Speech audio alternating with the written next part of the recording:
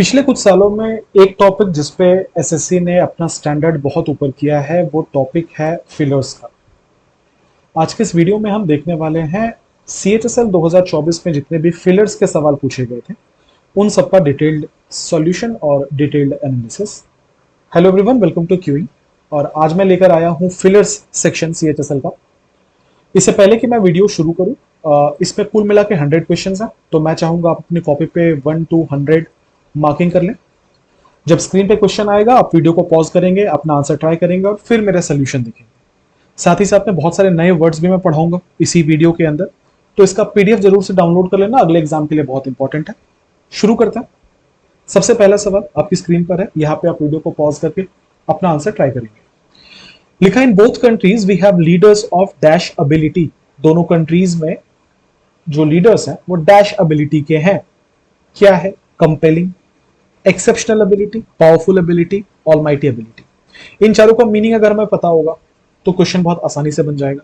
तो आओ एक बार पहले मीनिंग सीखते हैं, फिर आंसर पे चलेंगे। सबसे पहला वर्ड है कंपेलिंग। कंपेलिंग क्या होता है? Something that evokes interest. कोई ऐसी चीज जो आपको बहुत दिलचस्प लगे या आपको देख के दिलचस्पी पैदा हो उसमें, उसे कंपेलिंग कहा जाता है।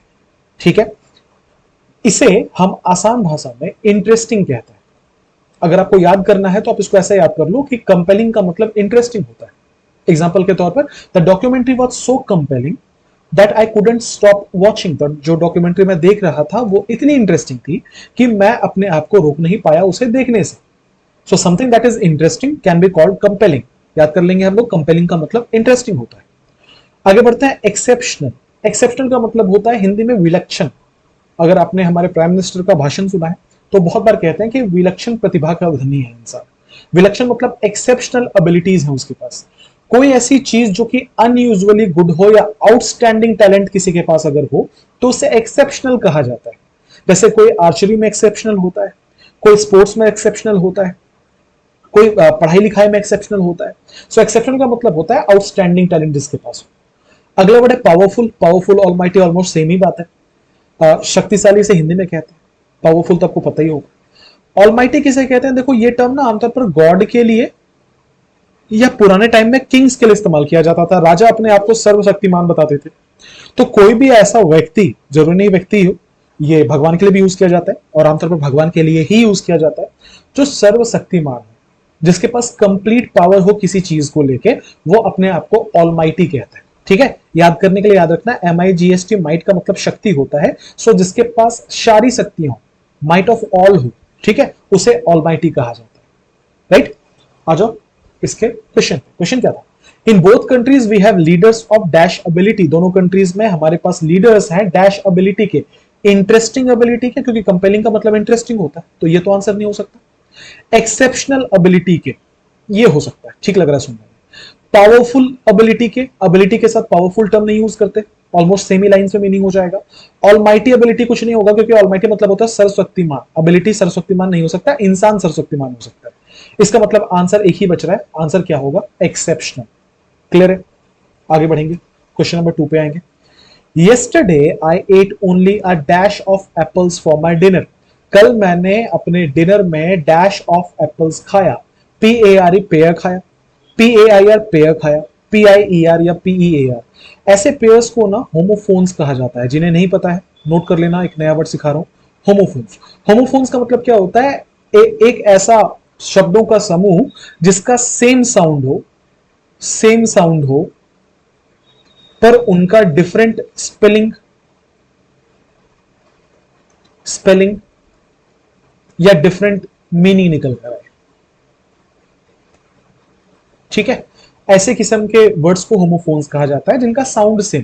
जैसे आप देख पा रहे हो, इससे भी मैं पेयर पढ़ रहा हूं, इससे भी मैं पेयर पढ़ रहा हूं, इसको मैं पिया बोल रहा हूं, उसको भी मैं पिया बोल रहा हूं, तो इसे होमोफोन्स कहा जाता है। ठीक है, अब देखते हैं इसमें से आंसर क्या है। सोचो, कल रात मैंने डिनर में सेव खाए।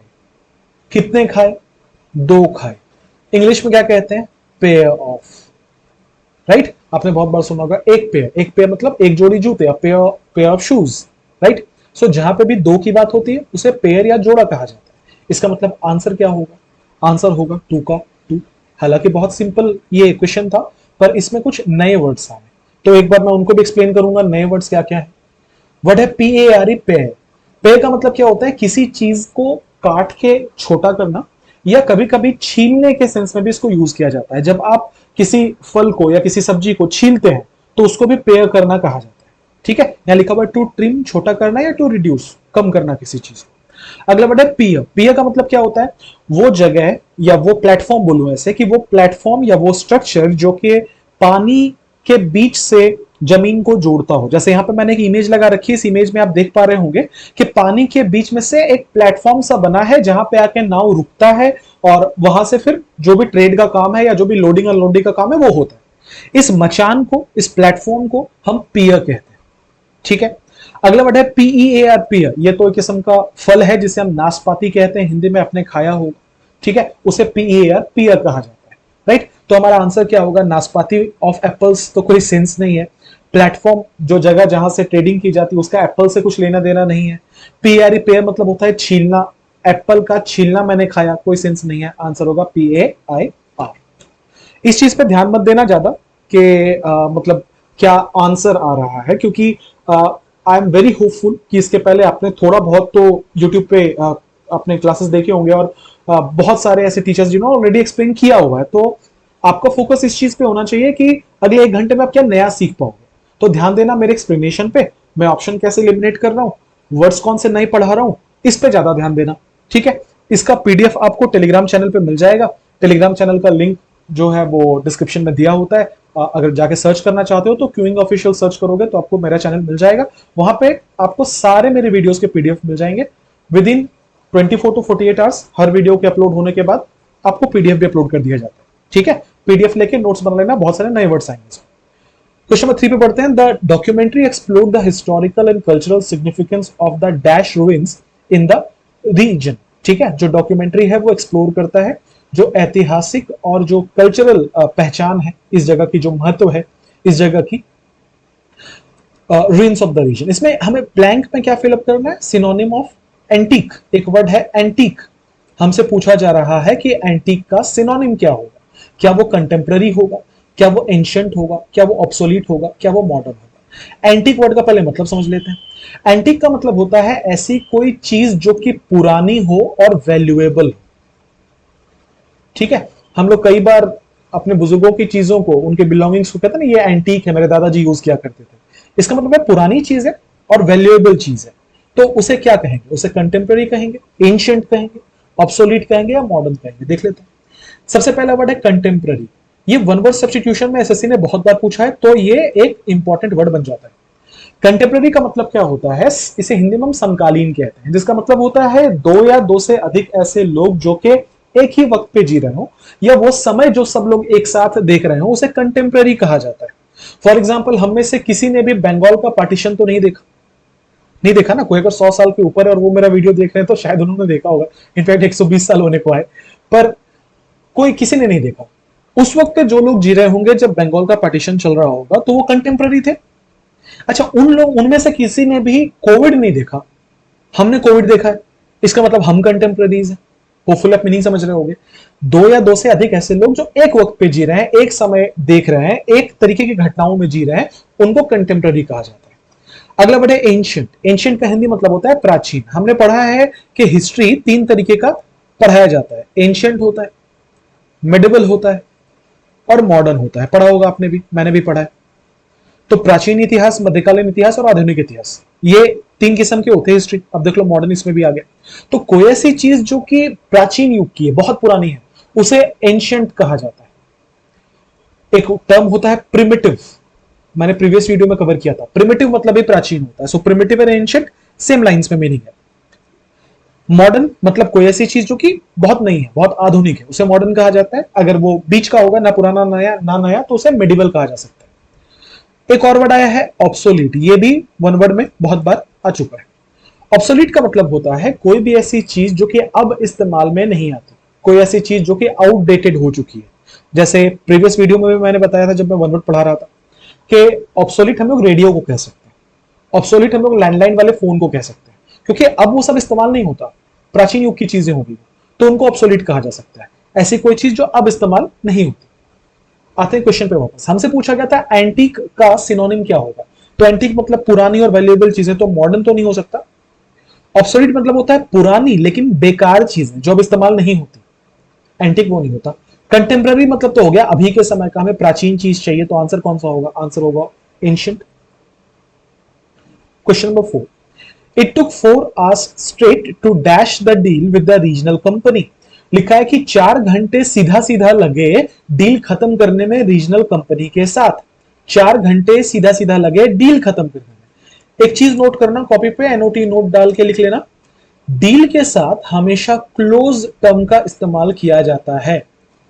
You always close a deal with somebody. अगर आप फिल्में देखते हो, नहीं देखते तो देखा करो, बहुत अच्छी आदत है, मुझे तो बहुत मजा आता है फिल्में देखने में, और मैं इंग्लिश फिल्में बहुत देखता हूँ। तो उसमें हमेशा मैंने देखा है, या वेब सीरीज भी अगर हो, कि we have to close that deal, we were about to close that deal. तो जब भी कभी कहीं पे डील होता है ना दो लोगों के बीच में, तो उसको उसके साथ हमेशा क्लोज टर्म का इस्तेमाल किया जाता है, क्लोज द डील। तो आंसर क्या होगा? Close the deal. अब आप बोलोगे सर मुझे कैसे पता चलेगा? देखो, पता ऐसे चलेगा कि आप जितना ज्यादा इंग्लिश के कांटेक्ट में रहोगे ना, ये सारी चीजें आपको उतनी बेहतर पता होंगी। आप जितना ज्यादा रीडिंग करेंगे, आप जितना ज्यादा ऑब्जर्व करेंगे इंग्लिश को, ये सब चीजें आपको उतनी अच्छे से पता होंगी। एक एग्जांपल देता हूं, मैंने आपको बोला I am going dash school, आप तुरंत बोलोगे सर यहां टू लगेगा।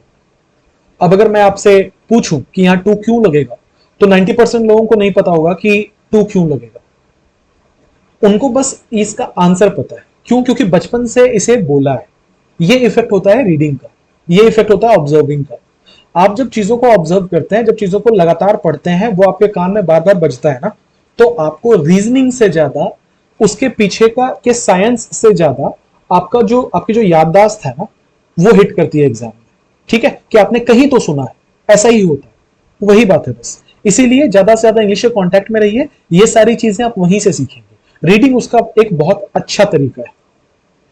आगे बढ़ेंगे, लिखा है Sonu Yeats dash like a rabbit.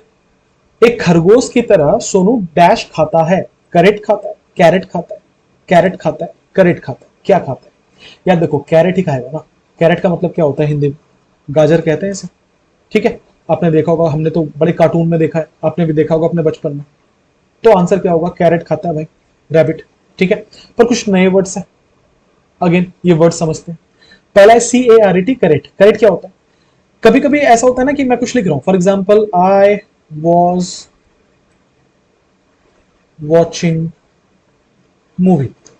ठीक है, फिर मुझे लगा अरे ए लिखना तो भूल गया, I was watching a movie लिखना चाह रहा था, तो मैं ये साइन दूंगा और मैं लिख दूंगा ऊपर अ मूवी। ये वाला जो साइन है ना, इसे ही करेक्ट कहा जाता है। स्पेलिंग है CARET, नॉट AT। अब AT क्या होता है? ये C और K लिख के अलग अलग करने की कोशिश कर रहा है, पर ये चीज से आपने बहुत बार सुना होगा 24 कैरेट खरा सोना है। मतलब एक ऐसा यूनिट जो कि प्योरिटी ऑफ गोल्ड या प्योरिटी ऑफ जेमस्टोन और पर्ल्स नापने के काम आता है, उसको कैरेट कहते हैं। ये एक यूनिट है जिससे किसी भी चीज का जो प्योरिटी है वो नापा जाता है। आमतौर पर आभूषणों की जो प्योरिटी होती है वो इसी से नापता है। तो दोनों में अंतर क्या है? अंतर इतना है कि के वाला जो है ये अमेरिका का जो इंग्लिश है, यूएस इंग्लिश है, उसमें बोला जाता है, और सी वाला जो है ये यूनाइटेड किंगडम मतलब जो ब्रिटेन का इंग्लिश है उसमें बोला जाता है। ठीक है, बाकी मीनिंग वही। होपफुली आपको आंसर क्लियर होगा। आंसर इजी था। आगे बढ़ेंगे, ही dash imitate the playful movement of the dash. अब यहां पे 3 ऑप्शंस दिए गए, हमसे पूछा है कौन सा आंसर होगा। पहला है DOES, डज। डज एक फीमेल डियर को भी कहा जाता है। दूसरा DOES डज मतलब ये हेल्पिंग वर्ब वाला डज है। और ये है डोज। डोज का हिंदी मतलब होता है खुराक। जैसे हम लोग दवाई का डोज देते हैं ना किसी को, कहते हैं ना डॉक्टर ने 21 दिन का डोज दिया है, मतलब 21 दिन की खुराक दी है दवाइयों की, तो उसे खुराक कहा जाता है। इमिटेट का हिंदी मतलब होता है नकल करना। ठीक है, प्लेफुल मतलब होता है चलने का तरीका या उस तरीके का जेस्चर, पोस्चर को हम लोग प्लेफुल कहते हैं। तो लिखा हुआ है ही dash imitate the playful movement of the dash. अब यहां पे हम क्या भर सकते हैं, देख लेते हैं। ग्रामर क्या है इसके पीछे का? ही क्या है? सब्जेक्ट। इमिटेट मतलब नकल करना, मतलब ये क्या है? Main verb. राइट। अच्छा, यहां पे अगर सब्जेक्ट है और यहां पर अगर मेन वर्ब है, हम बीच में क्या कोई नाउन डाल सकते हैं? समझा रहा हूं मैं क्या कह रहा हूं। क्या मैं ये कह सकता हूं कि ही रोहन कम्स? नहीं कह सकता ना, क्योंकि ये कम्स जो है मेन वर्ब है, इसका कोई एक सब्जेक्ट होगा। सब्जेक्ट या तो नाउन होता है या तो प्रोनाउन होता है, दोनों नहीं होता। या तो मैं बोलूं रोहन कम्स या तो मैं बोलूं ही कम्स। मैं ये तो नहीं कह सकता कि ही रोहन कम्स। इसका मतलब जो चीज भी नाउन है वो तो यहां लग नहीं सकता। फिर क्या लग सकता है, यहां पे एक हेल्पिंग वर्ब लग सकता है। अच्छा, ये फीमेल डियर जो है, डोज, यहां पे जो लिखा हुआ है, ये तो नाउन है, क्योंकि आप उसको देख सकते हो, छू सकते हो। ड्यू ऐसी डोज मतलब होता है खुराक, ये भी क्या है, नाउन है। तो ये दोनों तो नहीं हो सकता। फिर यहां पे डेफिनेटली क्या भराया होगा, यहां पर भराया होगा does. So he does imitate the playful, वो नकल करता है। आप इंफेसाइज करने की कोशिश कर रहे हो, यहां पे डज लिखा हुआ। आगे की बात समझना, आराम से समझना। अब अगर यहां पे डज आने वाला है, इसका मतलब यह है कि हमारा आंसर किससे शुरू होगा, बी से। मतलब इस वाले ब्लैंक में, मैं इंक चेंज करके लिख रहा हूं, इस वाले ब्लैंक में क्या फिलअप होना चाहिए, बी फिलअप होना चाहिए ना। लुक फॉर द ऑप्शन जहां पे फर्स्ट वाले में बी लिखा है, लुक फॉर दैट ऑप्शन। यहां पे फर्स्ट वाले में ए लिखा है, यहां फर्स्ट वाले में ए लिखा है, यहां फर्स्ट वाले में सी लिखा है, यहां फर्स्ट वाले में बी लिखा है। आंसर क्या होगा, ऑप्शन नंबर 4 होगा कि नहीं होगा। उम्मीद करता हूं क्लियर है। Question number 7, his dash stature was not a measure of his overall personality।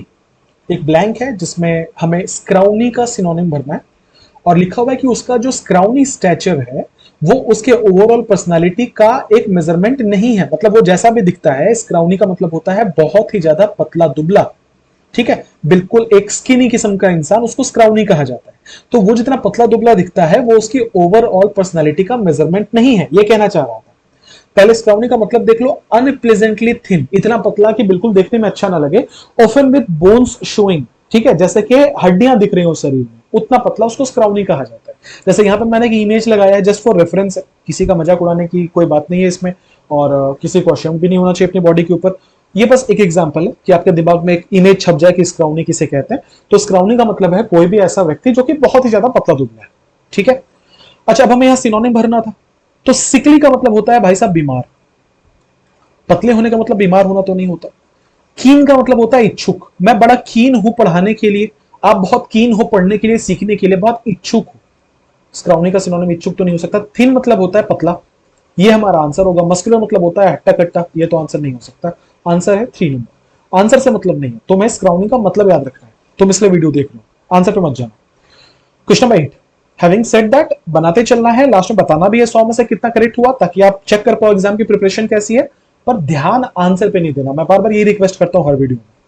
Question number 8, the CEO's decision to cut benefits was a dash move. CEO का जो डिसीजन था कि वो बेनिफिट्स को कट कर रहा है, वो एक डैश मूव था, थोड़ा सा आराम से 2-3 चीजें फील करने की कोशिश करना। सीईओ ने डिसीजन लिया, क्या डिसीजन लिया कि वो बेनिफिट्स को कट करेगा, बेनिफिट्स को खत्म करेगा।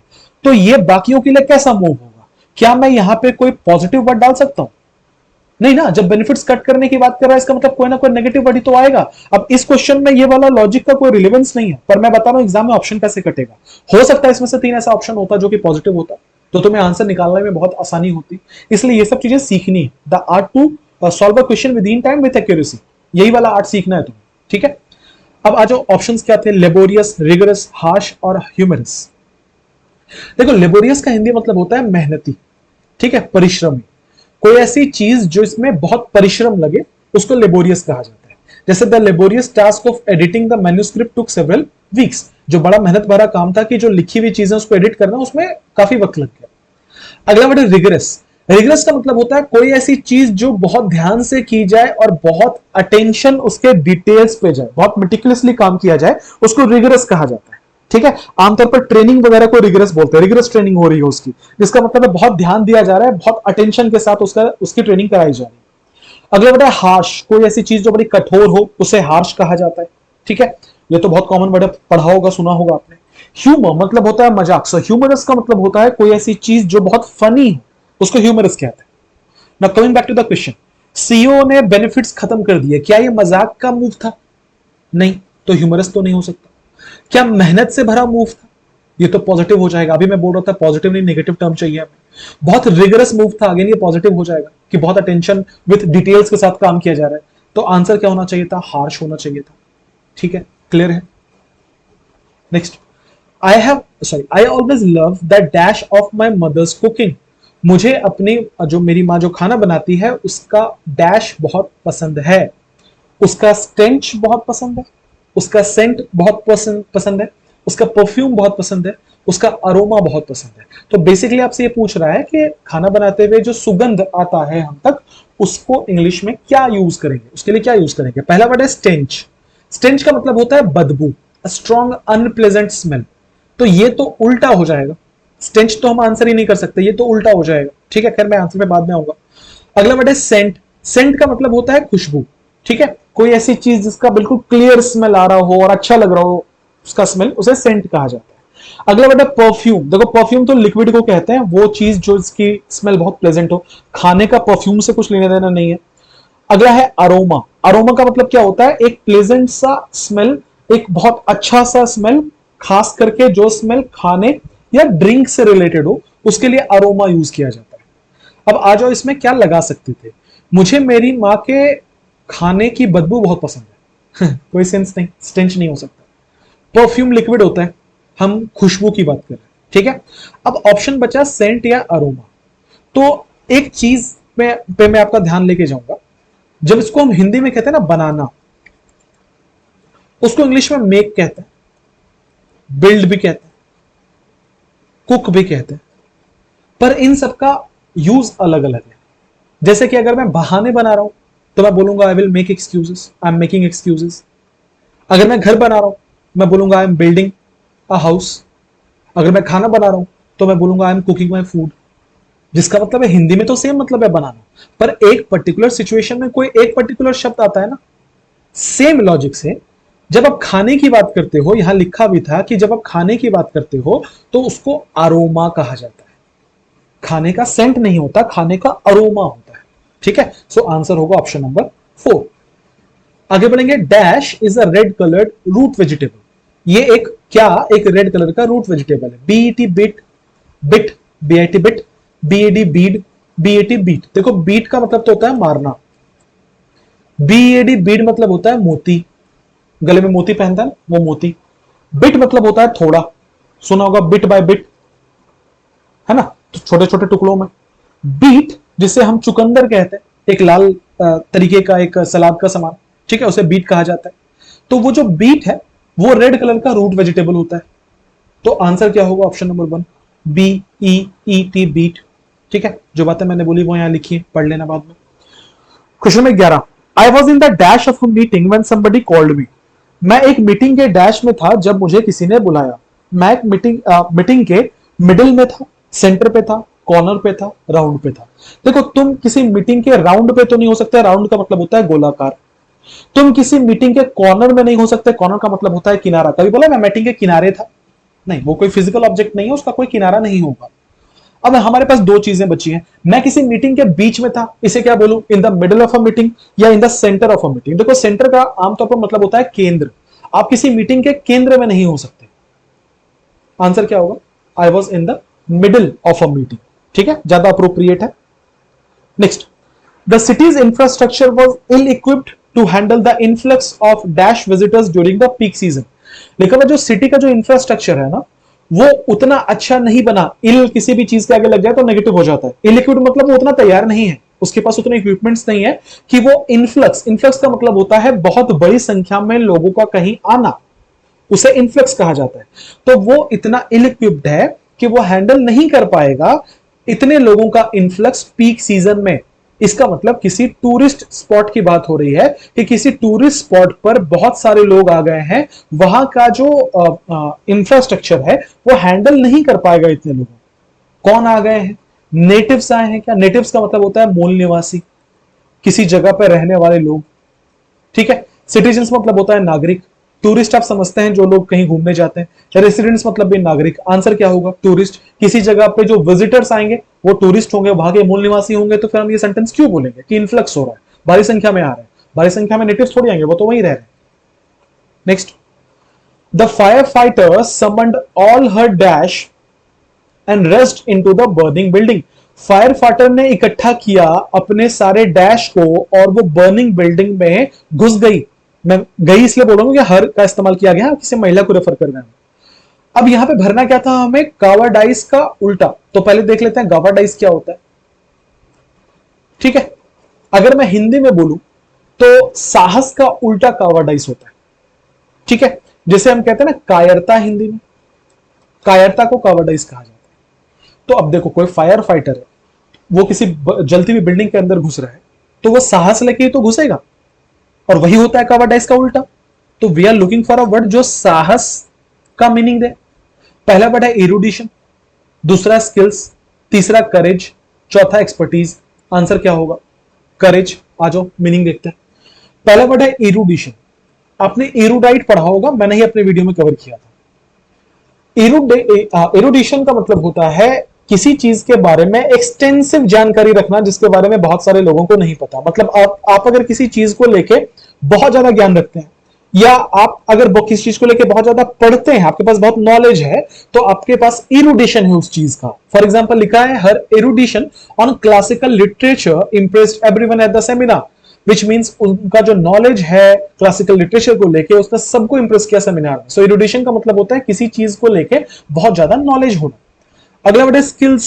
स्किल्स मतलब समझते हैं किसी का एबिलिटी, किसी का टैलेंट, किसी का कौशल, एबिलिटीज और एक्सपर्टीज डेवलप थ्रू प्रैक्टिस, उसे स्किल्स कहते हैं। करेज का मतलब होती है, हिंदी में होता है साहस, और एक्सपर्टीज मतलब विशेषज्ञता। मेरी एक्सपर्टीज है ये। आपने देखा होगा शार्क टैंक में मैडम कहती है मेरी इसमें एक्सपर्टीज नहीं है, इसका मतलब मेरा उसमें स्पेशलाइज्ड नॉलेज या स्किल नहीं है। ठीक है, अच्छा इस पे आंसर मैंने बता दिया है, करेज आंसर होगा, जो कि जिसको हिंदी में हम साहस कहते हैं। Next, both the criminals were cruel and dash. दोनों के दोनों जो क्रिमिनल्स थे वो क्रूअल थे।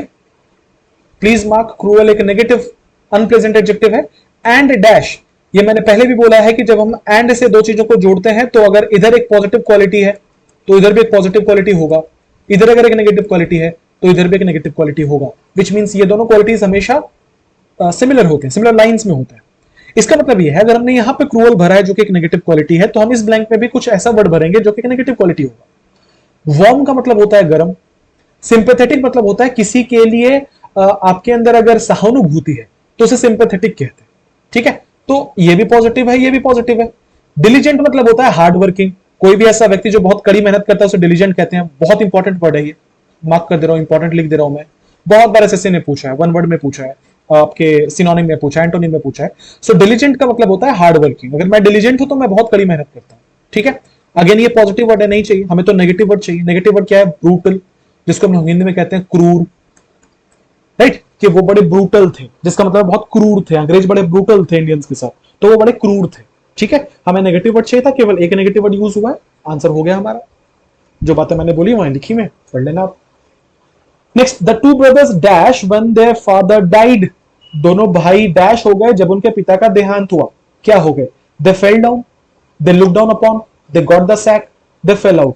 कुछ इडियम्स हैं इसमें से, कुछ फ्रेजेस हैं इसमें से। आओ पहले इनको सीखते हैं, फिर आंसर करेंगे। सबसे पहले फेल डाउन। फेल डाउन का मतलब होता है किसी का एक्सीडेंटली ग्राउंड पे गिर जाना। ये एक फ्रेजल वर्ब है, to drop to the ground accidentally. अगला है look down upon, most important, mark कर लेना इसको, बहुत बार एग्जाम में पूछा है। लुक डाउन अपॉन का मतलब होता है किसी को हीन भरी निगाहों से देखना। देखो, लुक डाउन, डाउन मतलब है नीचा। कोई अगर तुमसे नीचे ओहदे पे है और तुम उसे बड़े घृणा या बड़े नफरत से देख रहे हो ना, तो उसे लुक डाउन अपॉन करना कहते हैं कि तुम किसी की बेइज्जती कर रहे हो just because is inferior to you. वो पोस्ट में तुमसे छोटा है, पैसे में तुमसे छोटा है, तो तुम उसे नीच समझ रहे हो। इसको बोलते हैं लुक डाउन अपॉन करना। अगला वर्ड है got the sack. Got the sack का मतलब होता है मतलब होता है नौकरी से निकालना। सो गॉट द सैक का मतलब होता है किसी भी व्यक्ति को नौकरी से निकालना, to be dismissed from a job. अगला वर्ड है फेल आउट, एक्चुअली ये है फॉल आउट। फॉल आउट का मतलब होता है टू हैव अ डिसएग्रीमेंट और क्वारल, या to lose something from its place. आसान भाषा में अगर मैं बोलूं तो किसी के साथ रिश्ते खराब हो जाना, उसको फॉल आउट कहते हैं। ठीक है, बहुत बार अपने पोजीशन को खो देने के लिए भी फॉल आउट कहा जाता है। जैसे कोई किसी राजा के दरबार में किसी को कोई रैंक दिया गया था, उसने कोई गलती कर दी तो उसे हटा दिया गया। ठीक है, तो कहते हैं कि he has fall out from the loyalty of the king, मतलब अब राजा उसकी तरफ नहीं है, तो he has fallen out, not fall out, sorry। तो फेल आउट उसी का पास्ट है जो यहां यूज किया गया, जिसका मतलब होता है किसी चीज को लेकर डिसएग्रीमेंट होना। आ जाओ, क्वेश्चन क्या था? दोनों भाई अपने पिता के देहांत के बाद क्या होगा? फेल डाउन, वो गिर गए, कोई सेंस नहीं। जो दोनों भाई थे वो एक दूसरे को हीन नजर से देखने लगे पिता के देहांत के बाद, कोई सेंस नहीं है। दोनों भाइयों को नौकरी से निकाल दिया गया उनके पिता के देहांत के बाद। हालांकि देखो, अगर आप इसको बिठाओगे ग्रामर के सेंस में तो ठीक लग रहा है, पर सेंटेंस का कोई रिलेवेंस नहीं बनेगा, क्योंकि हमारे पास एक और बहुत तगड़ा ऑप्शन है फेल आउट। जिसका मतलब होता है अनबन हो जाना, जो अभी मैंने एक्सप्लेन किया कि दोनों भाइयों में आपस में अनबन हो गया, जो कि उनके पिता के देहांत के बाद, जिसके बहुत हाई चांसेस है। तो आंसर क्या होगा? Option number 4। ये वो वाला केस है जहां पे दो करेक्ट आंसर हो सकते थे पर एक ज्यादा अप्रोप्रिएट है। 16. After a long day long track we were so tired that we were ready to dash. एक बहुत लंबे दिन के ट्रैक के बाद हम इतने थक गए थे कि हम लोग डैश करने को तैयार थे। हम we were ready to face the music, hit the sack, get into deep water, go from racks to riches. देखो, फेस द म्यूजिक का मतलब होता है आपने जो किया उसको भुगतना, to confront the consequences of one's action. Consequence मतलब होता है परिणाम, आपने जो किया उसका परिणाम जब आपको मिलता है, then you are facing the music. So face the music का मतलब होता है किसी चीज का सामना करना, किसी नेगेटिव चीज का सामना करना जो कि एक परिणाम है आपके ही एक्शंस का। अगला बेटा हिट द सैक, जिसका मतलब होता है सो जाना, टू गो टू बेड और sleep. Gate into deep water, deep water मतलब होता है, जो मैंने, अगर मुझे ठीक से ध्यान आ रहा है तो ईडियम्स वाले वीडियो मैंने कवर किया था, जिसमें मैंने ये बताया था गेट इनटू डीप वाटर मतलब टू गेट इनटू ट्रबल। एक फोटो के हेल्प से मैंने बताया था कि मुसीबत में आ जाना, to get into deep water, उसी को कहा जाता है। अगला बेटा go from rags to riches. Rags to riches मतलब बिल्कुल कचरे से महल तक पहुंचना, मतलब पॉवर्टी से वेल्थ की ओर जाना, गरीबी से अच्छे दिन आना, उसको बोलते हैं go from rags to riches. अब देख लो, एक लंबे दिन के ट्रैक के बाद हम बहुत थक जाएंगे, तो हम क्या करेंगे? हम अपने काम का दंड भुगतेंगे? नहीं, कोई सेंस नहीं है। हम लोग सो जाएंगे, हिट द सैक, हो सकता है। हम लोग तैयार थे मुसीबत में आने के लिए, हम लोग तैयार थे कि हम लोग गरीब से अमीर बन जाएं। इसका ट्रैक और टायर्ड से क्या लेना देना गरीब से अमीर बनने का? एक ही का सेंस बन रहा है कि हम लोग तैयार थे सोने के लिए। Next question, Ravi is dash, क्या होगा? Bald, bawled, bowled, ballad. देख लेते हैं। देखो, बेल्ड, BALED, बेल्ड का मतलब होता है किसी चीज को बंडल बनाना या किसी चीज को पैक करना। दिख रहा है यहां पे एग्जांपल कि पैक किया गया है, इसे बेल्ड कहते हैं। ठीक है। अगला बेटा बॉल्ड। बॉल का मतलब होता है he made me ball, which means उसने मुझे जोर से रुलाया। तो बिल्कुल जोर से रोना, cry very loudly and uncontrollably, that's called bawled. ठीक है। अगला बेटा बॉल्ड। बॉल्ड का मतलब क्या होता है? फॉर्म्ड इनटू अ बॉल, किसी चीज को गोलाकार देना, किसी चीज को गोल शेप देना, उसको बॉल्ड कहा जाता है। हमें क्या चाहिए? रवि क्या है? रवि गंजा है, राइट, उसे बॉल्ड BALD कहा जाता है। Next, the teacher asked the students to dash electricity by switching off lights when they left the room. Teacher ने स्टूडेंट्स को कहा कि इलेक्ट्रिसिटी को डैश कर दो, ठीक है, लाइट्स ऑफ करके, जब भी तुम यहां से निकलोगे तो, या जब तुम निकल रहे हो तो। अच्छा, अगर आप लाइट्स को स्विच ऑफ करते हो तो आप क्या कर रहे हो? इलेक्ट्रिसिटी को सेव कर रहे हो, इलेक्ट्रिसिटी को डिपॉजिट कर रहे हो। डिपॉजिट मतलब होता है जमा करना। इलेक्ट्रिसिटी की जान खतरे में है, आप उसको बचा रहे हो, रेस्क्यू कर रहे हो, या आप रिटेन कर रहे हो, जो चीज आपके पास था वापस अपने पास रख रहे हो। आंसर क्या होगा? सेव कर रहे हो। लाइट्स ऑफ कर रहे हो तो क्या करो? इलेक्ट्रिसिटी सेव ही तो करोगे। In a split second, her dash reaction kicked in as she swiftly reached out to catch the falling glass. कुछ ही सेकेंड्स में उसका डैश रिएक्शन आया। किक इन मतलब होता है किसी चीज का प्रवेश करना, आया, और वो बहुत ही स्विफ्टली पहुंची जो गिरता हुआ ग्लास था उसको पकड़ने के लिए। क्या है वो? वॉलेंटरी है, इंस्टिंक्टिव है, इंसाइटफुल है, या श्रूड है। ठीक है। चारों के चारों वन वर्ड में बहुत बार एसएससी ने पूछे हैं, चारों इंपॉर्टेंट है। देखो, वॉलेंटरी का मतलब होता है ऐसी कोई चीज जो कि स्वेच्छा से की जाए बिना एक्सटर्नल प्रेशर के। जैसे मेरे सर पे किसी ने बंदूक लगा के नहीं बोला यूट्यूब वीडियोस बनाने के लिए, मैं वॉलेंटरीली यूट्यूब पे वीडियोस बना रहा हूं, जिसका मतलब है अपनी इच्छा से बना रहा हूं। अच्छा, इसका एंटोनिम क्या होता है? जो चीज अपनी इच्छा से ना की जाए उसे इनवॉलेंटरी कहते हैं। जैसे जब मैं अपना हाथ ऊपर कर रहा हूं लिखने के लिए, तो ये वॉलेंटरी एक्शन है, मैं चाहता हूं, पर क्या मैं दिल धड़क जो मेरा रहा है, क्या वो वॉलेंटरी एक्शन है? क्या मैं जानबूझ के उसको रोक सकता हूं? नहीं, वो इनवॉलेंटरी एक्शन है। अगला बेटा इंस्टिंक्टिव। देखो, इंस्टिंक्टिव का मतलब होता है जब आप बिना कुछ सोचे हरकतें करते हो। ठीक है, जो चीजें स्वाभाविक होती है, ऑटोमेटिकली आ जाती है आपके अंदर, आप उसके बारे में सोच नहीं रहे, प्लान नहीं कर रहे। तो अनप्लान्ड जब कोई मूवमेंट होता है ना, उसको इंस्टिंक्टिव कहते हैं। ठीक है। फॉर एग्जाम्पल, आपके सामने कोई छोटा सा बच्चा गिर रहा हो, क्या करोगे? तुरंत हाथ बढ़ेगा ना उसे रोकने के लिए। अब क्या आप बैठ के सोचोगे ये सही है, गलत है, करना चाहिए, नहीं करना चाहिए, किसका बच्चा है, यहां कैसे आया? नहीं, इसी को इंस्टिंक्टिव कहा जाता है। अगला बेटा insightful, something that is full of insight. Insight मतलब होता है ज्ञान।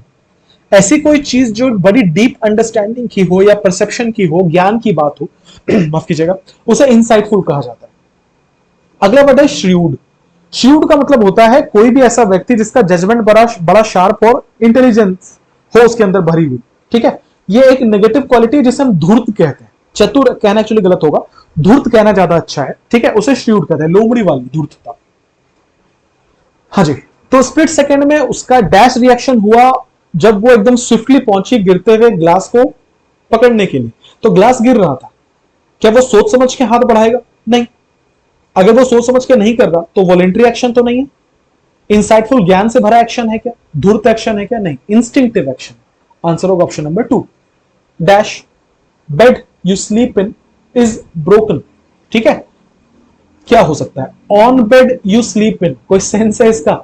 ऑन बेड यू स्लीप इन नहीं, दो दो प्रीपोजिशन क्यों लगाएंगे? अगला एन बेड, बेड के साथ एन नहीं लगता। A bed you sleep in is broken या the bed you sleep in is broken. कह रहा है वो बेड जिसपे तुम सोते हो वो टूट गई है। इसका मतलब आप इस बेड को डेफिनेट करना चाहते हैं कि नहीं, किसी खास बेड के बारे में बात कर रहे हो कि नहीं कर रहे? कौन सा बेड? जिस बेड पे तुम सोते हो। इसका मतलब खास करने के लिए, डेफिनेट करने के लिए ऑप्शन नंबर 4 का यूज होगा। 21 the state media houses present dash views compare to private media. The state media houses present antonym of vociferous. ठीक है, क्या होगा? असर्टिव, पॉलिटिकल, बायस्ड या माइल्ड। पहले समझते हैं वोसिफरस किसे कहा जाता है। वोसिफरस का मतलब होता है जब आप अपने ओपिनियन बहुत ही लाउडली या फोर्सफुली देते हो। आसान भाषा में अगर समझोगे तो वोसिफरस का मतलब होता है चिल्लम चिल्ली, शोरगुल से भरा हुआ। ठीक है, कभी रिपब्लिक टीवी में अर्नब गोस्वामी को देखा है? जब वो डिबेट कराते हैं तो वो गेस्ट से ज्यादा खुद ही बोलते हैं और चिल्लम चिल्ली मचा देते हैं, तो उनको वोसिफरस कहा जाता है। ठीक है, और वर्ड्स आए थे ऑप्शन में। असर्टिव, असर्टिव का मतलब होता है जब आप बिल्कुल कॉन्फिडेंटली अपनी बात करते हो, कॉन्फिडेंटली बिल्कुल अपनी बात को असर्ट करते हो, तो उसे असर्टिव कहा जाता है। ठीक है, बहुत सारे ऐसे नेता हैं या बहुत सारे ऐसे सेलिब्रिटीज हैं जो बहुत असर्टिव हैं, अपनी बात बिल्कुल कॉन्फिडेंस के साथ रखते हैं कि हाँ जी ये गलत है, हाँ जी ये सही है। इसको असर्टिव कहा जाता है। अगला वर्ड है पॉलिटिकल, राजनीतिक, बताने की जरूरत नहीं। नेक्स्ट वर्ड है बायस्ड। ये वन वर्ड में पूछा है, इंपॉर्टेंट वर्ड है। बायस्ड का मतलब होता है पक्षपाती। जब आप किसी चीज को लेके बायस्ड होते हो, इसका मतलब आप किसी की तरफ आपका इंक्लिनेशन ज्यादा होता है। फॉर एग्जाम्पल, मान लो मुझे किसी एक कंपटीशन में जज बनाया गया जिसमें एक तरफ मेरा भाई था और दूसरी तरफ कोई अजनबी। चूंकि एक तरफ मेरा भाई है तो इसके बहुत ज्यादा चांसेस है ना कि मैं ये चाहूंगा कि मेरा भाई जीते और मेरा जजमेंट जो होगा मेरे भाई की तरफ कहीं ना कहीं थोड़ा सा ही सही पर झुका हुआ होगा। इसका मतलब यह है कि मैं एक बायस्ड इंसान हूं। इसका उल्टा क्या होता है? इसका उल्टा होता है अनबायस्ड। अगला वर्ड है माइल्ड। माइल्ड या जेंटल भी कहते हैं इसको, सिनोनिम में आपने पढ़ा होगा। तो इसका मतलब होता है हल्का, कोई ऐसी चीज जो बड़ी एक्सट्रीम ना हो, बहुत शांति से, आराम से अगर आप कोई रिएक्शन देते हो उसको माइल्ड रिएक्शन कहा जाता है।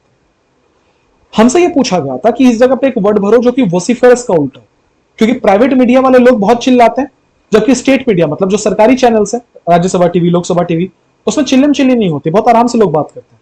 तो उसे क्या कहा जाता है? क्या उसे असर्टिव कहते हैं? असर्टिव तो नहीं कहते। इसका मतलब होता है बहुत कॉन्फिडेंस के साथ अपनी बात रखना। पॉलिटिकल तो नहीं कहते, बायस तो नहीं कहते, माइल्ड कहते हैं, कोमल जिसे कहा जाता है। Next, she could easily eat the biryani by herself, the dash biryani by herself. Whole मतलब होता है बड़ा सा कमरा, ये तो नहीं होगा। होल मतलब होता है छेद, ये भी नहीं होगा। HAUL हॉल का मतलब होता है, देख लो HAUL हॉल का मतलब किसी चीज को खींचना बहुत डिफिकल्टी के साथ। ठीक है, जैसे एक फ्रेज, एक ये फ्रेज है जो बहुत बार एग्जाम में यूज किया जाता है। हॉल का मतलब होता है अपने आप को खींचना या अपने आप को मतलब होता है ना, बहुत थक गए हो, चल नहीं पा रहे हो, यू आर हॉलिंग योरसेल्फ, जिसका मतलब अपने आप को खींच रहे हो। सो किसी चीज को खींचना, उसको HAUL हॉल कहा जाता है। यहां पे मैंने एक इमेज लगा रखा है, ये एक गाड़ी है जो कि चीजों को टो करती है, उसका नाम है यू हॉल। हॉल मतलब खींचने वाला। तो कह रहा है कि वो खींचने वाली बिरयानी खुद से खत्म कर सकती है? नहीं। आंसर क्या होगा? WHOLE होल, मतलब वो एक पूरा बिरयानी खुद से खत्म कर सकती है। Next, the genie asked Aladdin to dash a wish, to make a wish. ज्यादा दिमाग नहीं लगाना है, अगर आप थोड़ा भी रीडिंग करते हो तो आपको पता है हमेशा विश के साथ मेक कहा जाता है, कुछ मनाने को मेक अ विश कहते हैं। Answer option number 3। 24, lead paint is an environmental dash and can harm children. Lead paint जो है वो एक एनवायरमेंटल डैश है। इस यहां पे इस ब्लैंक में क्या भराएगा? डेंजर का synonym, and can harm children. ठीक है, ऑप्शन है कॉन्फ्लिक्ट, हैजार्ड, इंपैथी या टॉयल। देखो कॉन्फ्लिक्ट का मतलब होता है संघर्ष या झगड़ा, संघर्ष या झगड़े को हम कॉन्फ्लिक्ट कहते हैं। अगला वर्ड है हैजार्ड, हैजार्ड का मतलब होता है जोखिम या डेंजर। एम्पैथी का मतलब होता है किसी के साथ सहानुभूति रखना, उसके शूज में रखना, वो कैसा महसूस कर रहा होगा वो महसूस करना, उसको एम्पैथी कहते हैं। टॉयल का मतलब होता है बहुत कड़ी मेहनत करना, लेबोरियसली काम करना। यहां क्या लिखा हुआ था, सिनोनिम ऑफ डेंजर, एक ही मिला है हैजार्ड। आंसर क्या होगा, ऑप्शन नंबर 2 24 का। 25 पे बढ़ेंगे। She dash gracefully and greeted the interview committee with respect. उसने बड़े ही ग्रेसफुली डैश किया और ग्रीट किया जो इंटरव्यू कमिटी था उसको बड़े रिस्पेक्ट के साथ। उसने लियर्ड किया, लियर्ड का मतलब होता है किसी को घूरना। कैसे घूरना भाई, हवस की नजर से किसी को घूरना, किसी को बहुत गंदे नजर से देखना, उसको लियर्ड कहा जाता है। ठीक है, ये पहले भी सिनोनिम में एसएससी ने कई बार पूछा है, इंपॉर्टेंट है। अगला वर्ड है ग्रीन। ठीक है, याद होगा आपको एक इडियम मैंने पढ़ाया था, green from year two year, जिसका मतलब होता है बहुत एक्सट्रीमली प्लेजेंट होना। ग्रीन का मतलब होता है मुस्कुराना, ऐसे मुस्कुराना कि दांत दिखे आपके। ठीक है, मतलब बेहुदगी से मुस्कुराना, उसको ग्रीन कहा जाता है। ध्यान देंगे आप यहां पे ग्रेसफुली लिखा होगा, इसका मतलब ये तो आंसर नहीं हो सकता, घूरना तो आंसर नहीं है। अगला वर्ड है स्माइल, सी स्माइल्ड ग्रेसफुली, ये हो सकता है कि वो मुस्कुराई ग्रेसफुली। स्मक, स्मक का मतलब होता है घमंड से मुस्कुराना, घमंड से मुस्कुराना। ठीक है, जैसे वो वाला होता है ना कि तुम दो दोस्त थे बहुत अच्छे, एक दोस्त जिंदगी में बहुत आगे निकल गया, अब वो तुम्हें लुक डाउन अपॉन कर रहा है, जब भी तुम्हें देखता है वो स्मग करता है, ऐसे मुस्कुराता है कि तुम्हारे शरीर में आग लग जाए। ठीक है, उसको स्मग कहते हैं, पर यहां पे ग्रेसफुली लिखा हुआ था, तो आंसर क्या होगा, स्माइल्ड। जितनी बातें मैंने बताई वो यहां लिखी हुई है, पढ़ लेना आराम से। 26, my sisters painting were dash at the national museum. मेरी जो बहन ने जो पेंटिंग्स बनाए हैं वो नेशनल म्यूजियम में डैश है, upon display, into display, in display या ऑन डिस्प्ले। आंसर है ऑन डिस्प्ले। डिस्प्ले पे जब भी कुछ लगा होता है तो हमेशा उसके लिए प्रीपोजिशन ऑन का इस्तेमाल किया जाता है, क्योंकि आमतौर पर ऑन का इस्तेमाल सरफेस के लिए करते हैं। जब आप किसी चीज को डिस्प्ले पे लगाते हैं वो तो दीवार के सरफेस से कांटेक्ट में होता है, इसलिए इस लॉजिक से याद रखना कि ऑन डिस्प्ले होगा। आंसर है 26 का 4 number. Question number 27, many developing nations are having a dash economy these days, booming economy, boosting economy, resounding economy या ringing economy। ठीक है, सबसे पहला वर्ड है बूमिंग इकोनॉमी। समझना, किसी चीज का बूम करने का मतलब होता है किसी चीज का बड़ा रैपिडली ग्रो करना। ठीक है, बहुत तेजी से आगे बढ़ना, उसको बूमिंग कहते हैं। जैसे इंडिया के बारे में कहा जाता है बूमिंग इकोनॉमी है इंडिया। अगला है बूस्टिंग इकोनॉमी। बूस्ट का मतलब होता है किसी चीज को बढ़ावा देना, किसी चीज को खुद से फैलाना, उसको बूस्टिंग कहते हैं। अगला वर्ड है रिसाउंडिंग। रिसाउंडिंग का मतलब होता है बिल्कुल क्लियर, गूंजता हुआ, उसको रिसाउंडिंग कहते हैं। और रिंगिंग मतलब होता है बजता हुआ, ये तो पता ही है आपको। अब देखो इकोनॉमी की बात हो रही है, मैं कह रहा हूं कि बहुत सारे ऐसे डेवलपिंग नेशंस हैं जिनकी इकोनॉमी दिन ब दिन बढ़ रही है। बढ़ रही है तो क्या बोलेंगे, हैविंग अ बूमिंग इकोनॉमी। ठीक है, बूस्टिंग इकोनॉमी नहीं, मुझे एडजेक्टिव चाहिए था। इकोनॉमी कैसा है मुझे वो बताना था। बूस्टिंग वर्ब है जिसका मतलब होता है खुद से इकोनॉमी बढ़ा रहे हैं, वो तो आंसर नहीं हो सकता। आगे बढ़ेंगे हम लोग यहां से। He dash a long distance, he running a long distance, नहीं हो सकता। क्यों नहीं हो सकता, मैंने आपको पहले भी बताया है, V4 के पहले हमें बी फैमिली का कोई ना कोई हेल्पिंग वर्ब डालना पड़ता है, is am are was verb जो भी बोले। रन वर्ड नहीं है, रैन वर्ब का दूसरा फॉर्म है, he ran a long distance हो सकता है। R U N run, he run a long distance। देखो रन दो तरीके से हो सकता है, V1 भी रन होता है और V3 भी रन होता है। अगर ये V1 है तो ये ग्रामेटिकली इनकरेक्ट है, क्योंकि ही सिंगुलर था तो हमें रन्स बोलना चाहिए था, तो ये नहीं हो सकता। अगर ये V3 है तो V3 बिना हेल्पिंग वर्ब के नहीं आ सकता, इसका मतलब ये नहीं हो सकता, विच मींस किसी भी हालत में यहां पे रन तो नहीं हो सकता। तो आंसर क्या होगा, option number 3। Question number 29, the movie desperate ghosts was watched bye my younger brother and he was dash horror. लिखा हुआ है कि एक मूवी है डेस्परेट घोस्ट बोल के, वो मेरे छोटे भाई के द्वारा देखा जा रहा था और वो डर से भरा हुआ था, तो उसे क्या कहा जाता है, क्योंकि यहां पे फील्ड का वर्ड है इसलिए भरे हुए होने का सेंस है। So he was filled with horror, he was filled of, filled on, filled of. Answer है फिल्ड विथ। ठीक है, अगेन ये आप रीडिंग करते हो तो आपको पता होगा। The boxer was knocked out cold, cold मतलब एकदम आराम से, बॉक्सर को नॉकआउट कर दिया गया। नॉकआउट का मतलब होता है किसी को खेल से ही बाहर कर देना। By powerful dash punch to the jaw, उसके जबड़े पे एक बहुत ही पावरफुल डैश पंच लगा। क्या पंच लगा? राइट। ये राइट का मतलब तो लिखना होता है, लिखना पंच क्या होगा? ये तो वर्ब है। राइट पंच दाएं हाथ से मारा हुआ। RIT राइट, राइट का मतलब होता है कोई भी, जिसे हम कहते हैं ना कोई संस्कार या कोई पूजा किस्म का, अनुष्ठान किस्म का, उसे राइट कहते हैं। जब कोई व्यक्ति मर जाता है तो आपने सुना होगा उसका लास्ट राइट सेरेमनी होता है, विच मीन्स अंतिम संस्कार। तो ये जो पूजा पाठ अनुष्ठान है ना, इसे RIT राइट कहते हैं। अगला वर्ड है WRIGST राइट। इसका मतलब होता है कोई भी ऐसा व्यक्ति जो कि बहुत स्किल्ड है, ठीक है, शिल्पकार जिसे कहते हैं, उसे WRIGST राइट कहा जाता है। आंसर क्या होगा? शिल्पकार हाथ से तो नहीं मारेगा, अनुष्ठान हाथ से नहीं मारेगा, दाएं हाथ से मारेगा, which means right. Option number B हमारा आंसर था। Question number 31, the thunderous applause dash through the stadium. Thunderous का मतलब होता है जैसे बिजली चमकती है ना, और जो आवाज होता है उस किस्म का, जब लोग तालियां बजाने लगे। जैसे अपने IPL में देखा होगा कि जब धोनी उतरते हैं तो गजब का साउंड आता है पूरे के पूरे स्टेडियम में, तो उसे क्या कहते हैं? The thunderous. So the thunderous applause dash through the stadium, ठीक है। रिवर्बरेटेड, पल्स्ड, बाउंस्ड, रिकॉइल्ड। देखो रिवर्बरेटेड का मतलब होता है किसी चीज का एको करना या किसी चीज का गूंजना। तो बेसिकली गूंजने के लिए रिवर्बरेटेड का इस्तेमाल किया जाता है, रिवर्बरेटेड। अगला वर्ड है पल्स्ड। पल्स का मतलब होता है किसी चीज का मूव करना या फ्लो करना रेगुलर रिदम में। जैसे हमारा पल्स चेक करते हैं डॉक्टर, ठीक है, धड़कन चेक करते हैं डॉक्टर। सो पल्स मतलब होता है धड़कना। अब आवाज का पल्स तो नहीं होगा। अगला वर्ड है बाउंस्ड। बाउंस मतलब होता है किसी चीज से टकरा के, सरफेस से टकरा के वापस आना। रिकॉइल का मतलब होता है किसी चीज, कोई एक ऐसी स्प्रिंग जो कि वापस अपने शेप में आ जाए। जैसे एक बंदूक जब हम लोग चलाते हैं तो बंदूक में उसको जब लोड करते हैं तो उसको रिकॉइल करना कहा जाता है, कि आपने उसको खींचा और फिर वो वापस अपने शेप में आ गया। सो वापस आने के लिए रिकॉइल कहते हैं, ठीक है। अब देख लो यहां पे जो तालियां बज रही थी पूरे स्टेडियम में, उसकी आवाज गूंजेगी। गूंजने को क्या कहते हैं? रिवर्बरेटेड, ठीक है। पल्स्ड, बाउंस्ड, रिकॉइल्ड तो नहीं हो सकता।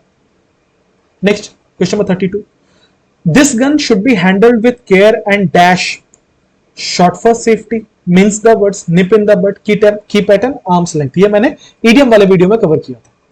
शॉट फॉर सेफ्टी का मतलब होता है जब आप किसी चीज को, मतलब कोई भी एक्शन लेते हो बहुत क्विकली, ताकि बाद में डेंजर ना झेलना पड़े, ठीक है, सुरक्षा के लिए कोई कदम उठाना, उसको शॉट फॉर सेफ्टी कहते हैं। मीन्स द मैटर मतलब होता है मैटर को इधर उधर भटका देना ताकि आपको सच ना बोलना पड़े। टू स्पीक इनडायरेक्टली और सॉफ्टन द ट्रूथ, गोलमाल करना बातों को, उसको बोलते हैं mince the matters. Nip in the bud का मतलब होता है किसी भी खतरे को अर्ली स्टेज में डिटेक्ट करके उस खतरे से निजात पा लेना, इसको बोलते हैं निप इन द बड। जैसे बहुत सारे डॉक्टर्स रिकमेंड करते हैं कि आप फुल बॉडी चेकअप कराते रहो हर 6-6 महीने पे। उस पर अगर कोई बीमारी होगी तो बहुत अर्ली स्टेज में उसे डिटेक्ट कर लिया जाएगा, we will nip in the bud, हम वहीं पे उसको छोटे अवस्था में खत्म कर देंगे। तो बड मतलब एक्चुअली कली होता है, फूल का जो कली है उसको बड कहते हैं। सो कली के वक्त ही कुचल देना, उसको बोलते हैं निप इन द बड। अगला केप्ट एट आर्म्स लेंथ, जिसका मतलब होता है किसी चीज से दूरी बनाए रखना। बहुत ही कॉमन ईडियम है ये वाला। तो गन को हैंडल विद केयर करना चाहिए, गन को बहुत ध्यान से रखना चाहिए और उसको हमेशा एक आर्म के लेंथ पे रखना चाहिए। आंसर होगा ऑप्शन नंबर 4। 32 का आंसर है ऑप्शन नंबर 4। आगे बढ़ेंगे। A sailor was dashed through the high tides. A sailor was swelling, selling, sealing, sailing. देखो स्वेलिंग का मतलब होता है किसी चीज का फूलना। आपने सुना होगा मेरे हाथ में बड़ी स्वेलिंग हुई है, स्वेलिंग का मतलब वो फूल गया बिल्कुल, ठीक है। अगला वर्ड है सेलिंग, मतलब होता है बेच रहा है। सीलिंग, छत को सीलिंग कहा जाता है। सेलिंग का मतलब होता है नाव से किसी नदी को या वाटर बॉडी को पार करना, उसको सेलिंग कहा जाता है। तो सेलर क्या करेगा? सेल ही तो करेगा। तो आंसर क्या? Option number 4। सिंपल चीज, जो बातें मैंने बोली उसका स्लाइड लगा दिया, पढ़ लेना, बाद में पीडीएफ डाउनलोड कर लेना।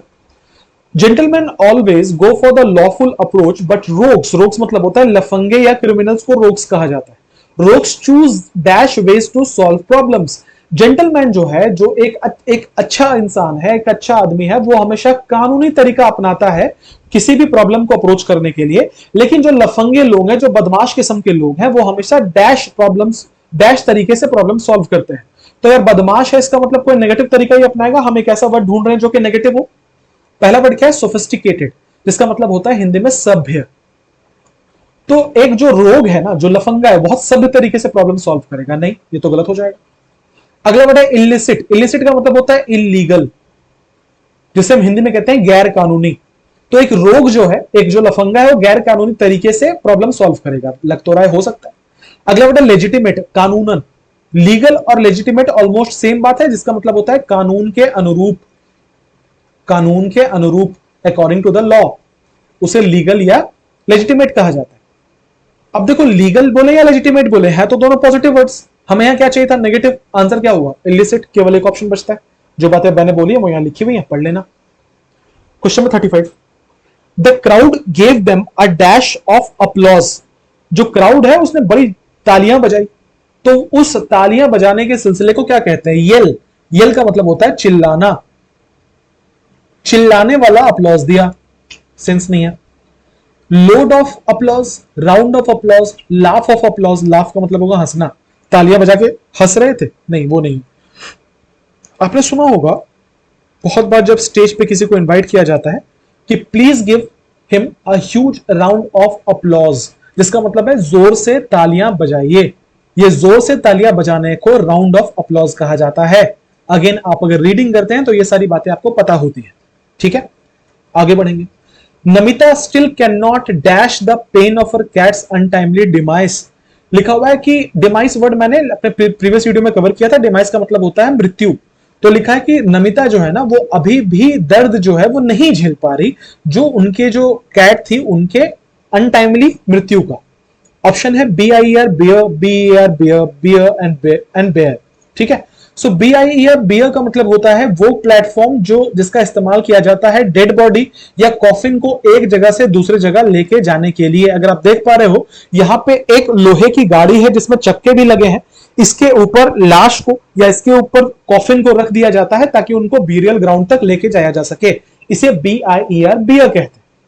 अगला वर्ड है बी ई आर बियर। एक तो मतलब होता है इसका भालू, और दूसरा मतलब होता है सहना। जब कोई व्यक्ति किसी किस्म का दर्द सहता है ना, उसे बियर द पेन कहते हैं। नेक्स्ट है बीई आर बियर, जिसका मतलब होता है अल्कोहलिक ड्रिंक। ये बियर आपने पिया होगा। अगला वर्ड है बेयर। बेयर का मतलब होता है कोई ऐसी चीज जो किसी की चीज के बिना हो, जिसे हम हिंदी में नॉट, इंग्लिश में नॉट कवर्ड कहते हैं, हिंदी में नंगा कहते हैं। बेयर फुट मतलब होता है नंगे पांव, बिना चप्पल के। ठीक है, बेयर बॉडीड का मतलब होता है जब अपने बिल्कुल कपड़े नहीं पहन रखे, उसको बेयर बॉडीड कहते हैं। सो बी ए आर बेयर का मतलब होता है किसी चीज के बिना। अब आ जाओ, लिखा हुआ था कि नमिता की बिल्ली का देहांत हो गया और इस दर्द को वो झेल नहीं पा रही, तो झेलने के लिए कौन सा वर्ड यूज किया जाता है? BE A R bear. Bear the pain का मतलब होता है दर्द झेलना। आगे बढ़ेंगे। Question number 37। The dash in my shoelace created a lot of trouble. मेरे जो जूते के जो फीते हैं, जो शूलेस है, वो बहुत ही ट्रबल क्रिएट कर रहा है। एनओटी नॉट मतलब होता है नहीं।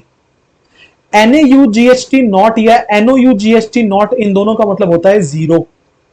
नाम मात्र का ना के बराबर शून्य, उसको जीरो कहा जाता है। उसी को NAUGHT नॉट भी कहते हैं, उसी को NOUGHT नॉट भी कहते हैं। तो यहां लिखा हुआ है कि मेरे जो जूते के फीते का डैश है, शायद यहां पे गांठ की बात हो रही थी कि मेरे जो शूलेस का जो गांठ है ना, वो बहुत प्रॉब्लम क्रिएट करता है, बंधता ही नहीं है। उसको इंग्लिश में KNOT नॉट कहा जाता है। ठीक है, तो आंसर क्या होगा? Option number 3 KNOT not. Next, we need to dash a decision on the housing project tomorrow morning.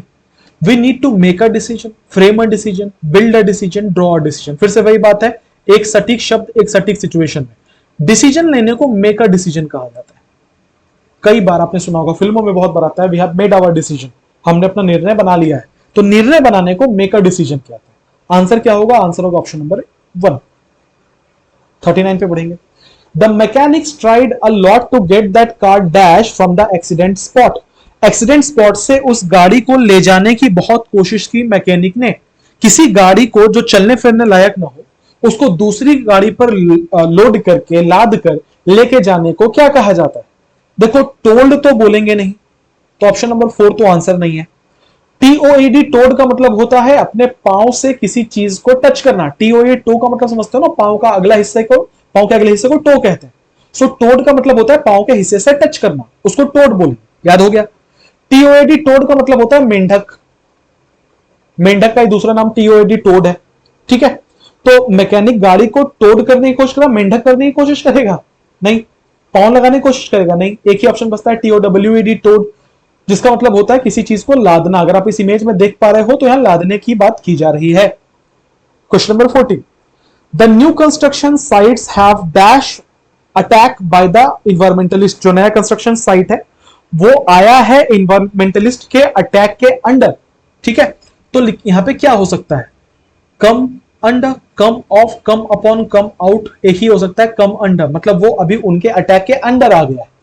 ठीक है, next, she went on a shopping स्प्री with a friend and made him dash the fat bill. वो एक shopping स्प्री पे चले गए, मतलब बहुत shopping उसने की अपने दोस्त के साथ और उसे पैसे देने पे मजबूर किया। दो बातें करेंगे हम यहां पे। पहला, बिल को हमेशा पे किया जाता है, ये बात आपको ऑलरेडी पता होगी कि बिल को हमेशा पे किया जाता है। तो यहां पे जो डू ऑप्शन है और यहां पे जो गिव ऑप्शन है ये नहीं हो सकता। अब हमारे पास या तो ऑप्शन नंबर 2 बचा है तो ऑप्शन नंबर 3 बचा कि हम पेड भरें कि पे भरें। एक रूल मैंने आपको पढ़ाया है अपने प्रीवियस वीडियो में, कहीं पे भी अगर मेक या लेट का इस्तेमाल किया जाता है तो इसके साथ हमेशा bare infinitive form of non finite use करेंगे। फॉर एग्जाम्पल, हमेशा हम बोलते हैं लेट हिम प्ले, हम कभी नहीं कहते लेट हिम प्लेड, वरना ये गलत हो जाएगा। ऐसा इसलिए क्योंकि लेट आप जब भी यूज करोगे या मेक आप जब भी यूज करोगे इसके साथ हमेशा बेयर इंफिनिटिव आता है। बेयर इंफिनिटिव का मतलब होता है केवल V1, तो वर्ब का पहला फॉर्म आना चाहिए। आ जाओ, यहां लिखा हुआ है पेड, वर्ब का दूसरा फॉर्म है, पे वर्ब का पहला फॉर्म है, ऑप्शन नंबर 3 होगा, made him pay the bill. Question number 42, the captain dropped the trophy while he dash the victory with his teammates. लिखा हुआ है कि जो कैप्टन था उसने ड्रॉप कर दिया। ध्यान दीजिएगा, ड्रॉप्ड लिखा हुआ है, वर्ब का दूसरा फॉर्म है, इसका मतलब हम पास्ट टेंस की बात कर रहे हैं। तो कैप्टन ने ट्रॉफी ड्रॉप कर दिया जब वो अपने विक्ट्री अपने टीममेट्स के साथ मना रहा था। ये दोनों घटनाएं पैरेलली हो रही होंगी ना, कि उसने ड्रॉप कर दिया ट्रॉफी, कब ड्रॉप कर दिया? जब वो अपने टीममेट्स के साथ अपनी विक्ट्री मना रहा था, मतलब दोनों की दोनों घटनाएं पास्ट की है। हम एक ऐसा ऑप्शन ढूंढ रहे हैं जहां पास्ट लिखा हुआ हो। ऑप्शन नंबर 3 में आपको दिख रहा है इज लिखा हुआ, प्रेजेंट टेंस से गलत है। ऑप्शन नंबर 4 सेलिब्रेट्स लिखा है, वर्ब का पांचवा फॉर्म है जो कि प्रेजेंट टेंस में यूज किया जाता है, इसका मतलब यह भी नहीं होगा। तो दो ऑप्शन बचते हैं, या तो सेलिब्रेटेड बचता है या तो वॉज सेलिब्रेटिंग बचता है। अच्छा, सेलिब्रेटेड अगर हम करेंगे तो यह हो जाएगा V2। अब बात को समझने की कोशिश करना, यहां यह लिखा हुआ है कि कैप्टन के हाथ से ट्रॉफी गिर गई, कैप्टन ने ट्रॉफी ड्रॉप कर दिया। कब ड्रॉप किया? जब वो कोई काम कर रहा था। यहां पे वाइल का इस्तेमाल किया गया है, जैसे कि he called me while I was teaching, मतलब जब मैं पढ़ा रहा था तब उसने मुझे कॉल किया। वाइल का इस्तेमाल कहां किया जाता है? जहां पे कोई प्रोसेस कॉन्टिन्यूटी में हो और उसके बीच में कुछ हो, तब हम यहां V2 में लिखेंगे उसे। तो क्या है कि वो जब सेलिब्रेट कर रहा था तब उससे ड्रॉप हो गया। कर रहा था मतलब प्रोसेस कॉन्टिन्यूटी में थी। आंसर कौन सा होगा? Option number 2। उम्मीद करता हूं क्लियर हुआ है। Question number 43, which dash do you usually reach take to reach your office? Options हैं ROUT route, IUD route, ROUT rout, route. देखो, रूट का मतलब तो होता है जड़, तो तुम कौन सा जड़ लेते हो ऑफिस पहुंचने के लिए? कोई सेंस नहीं है। रूट का मतलब होता है बदतमीज, तुम कौन सा बदतमीज लेते हो ऑफिस पहुंचने के लिए? गलत है। ROUT राउट का मतलब होता है किसी को बुरी तरीके से हराना, बुरी तरह से हराना, उसे राउट कहते हैं। जैसे 2023 का वर्ल्ड कप इंडिया का बड़ी बुरी तरीके से ऑस्ट्रेलिया ने इंडिया को हराया, उसे ROUT राउट कहते हैं। ये काफी बार एसएससी ने पूछा है, सिनोनिम, इंपॉर्टेंट है। ठीक है, इंपॉर्टेंट है ये वाला, मार्क कर दे रहा हूं। तो आंसर कौन सा होगा? Option number 1। कौन सा रूट लेते हो भैया? Question number 44, he made dash use of opportunity to travel. आप जब किसी मौके का पूरा फायदा उठाते हो ना, उसे फुल यूज ऑफ कहा जाता है। ठीक है, so he made full use of opportunity to travel, उसने पूरे मौके का फायदा उठाया। आंसर क्या होगा? Option number 2। Entire use of नहीं होगा, full use of, whole use of, total use of. Answer होगा full use of. Question number 45, Arun knows perfectly well how to mix the food items with dash. Arun को बहुत अच्छे से पता है कि कैसे फूड आइटम्स को डैश किया जाता है। देखो, SOUR सीई सोर्स का मतलब होता है जहां से कोई चीज, किसी चीज का उद्गम हुआ हो, जहां से कोई चीज निकली हो, उसे सोर्स कहा जाता है। ठीक है, जैसे कि इंग्लिश का सोर्स ब्रिटेन से आया, राइट, सो उसे सोर्स कहते हैं। अगला वर्ड है SAWS, सॉस। आरी समझते हो, जिससे किसी को काटा जाता है। हॉलीवुड की एक बकायदा एक मूवी सीरीज है सॉ नाम की, जिसमें कैनिबल्स के बारे में बताया गया है। तो सॉ का मतलब होता है आरी, जिससे किसी चीज को काटते हैं। सॉस, खाने वाला सॉस, केचप जिसे कहा जाता है। सॉस ऐसा कोई वर्ड नहीं है, ये सॉस का ही एक रॉन्ग स्पेलिंग करके लिखा हुआ है ऑप्शन कंफ्यूज करने के लिए। तो आंसर क्या होगा? आप खाने की बात कर रहे हो भैया, तो कहां सोर्स और सॉस को करेंगे?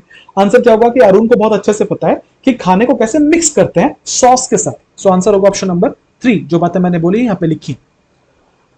46, the bride had a big villa, जो दुल्हन थी उसका बहुत बड़ा विला था, बहुत बड़ा घर था। इन कंपैरिजन टू, अगर उसे कंपेयर किया जाए bride grooms dash house, bride groom मतलब होता है दुल्हा, दुल्हे के डैश हाउस से। अच्छा, यहां पे आपको एक बात समझ आ रही है कि यहां पे कंपेयर किया जा रहा है, इन कंपैरिजन टू। तो आप कभी बड़े चीज को बड़े चीज से क्यों कंपेयर करोगे? कॉमन सेंस कहता है कि बड़े चीज को आप छोटे चीज के साथ कंपेयर करोगे।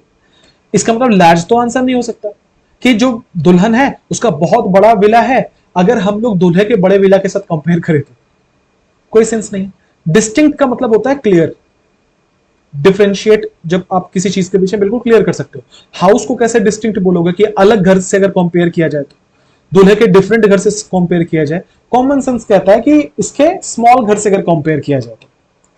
Next, Raju is such a dash always prying on into other people's business. Raju एक बहुत ही डैश है जो कि हमेशा दूसरे के बिजनेस में प्राय करता रहता है, नाक घुसेड़ता रहता है। मैंने क्या बोला? नाक घुसेड़ता रहता है। उसे इंग्लिश में क्या कहते हैं? उसे इंग्लिश में नोजी कहा जाता है। क्या कहते हैं? नोजी। चार बहुत ही अच्छे वर्ड्स हैं, एक्सप्लेन कर रहा हूं मैं, ध्यान से सुनना। नोजी का मतलब होता है excessively curious about other people's affair, दूसरे की जिंदगी में क्या चल रहा है इसके बारे में बहुत ज्यादा इच्छुक रहना, उसको नोजी कहते हैं।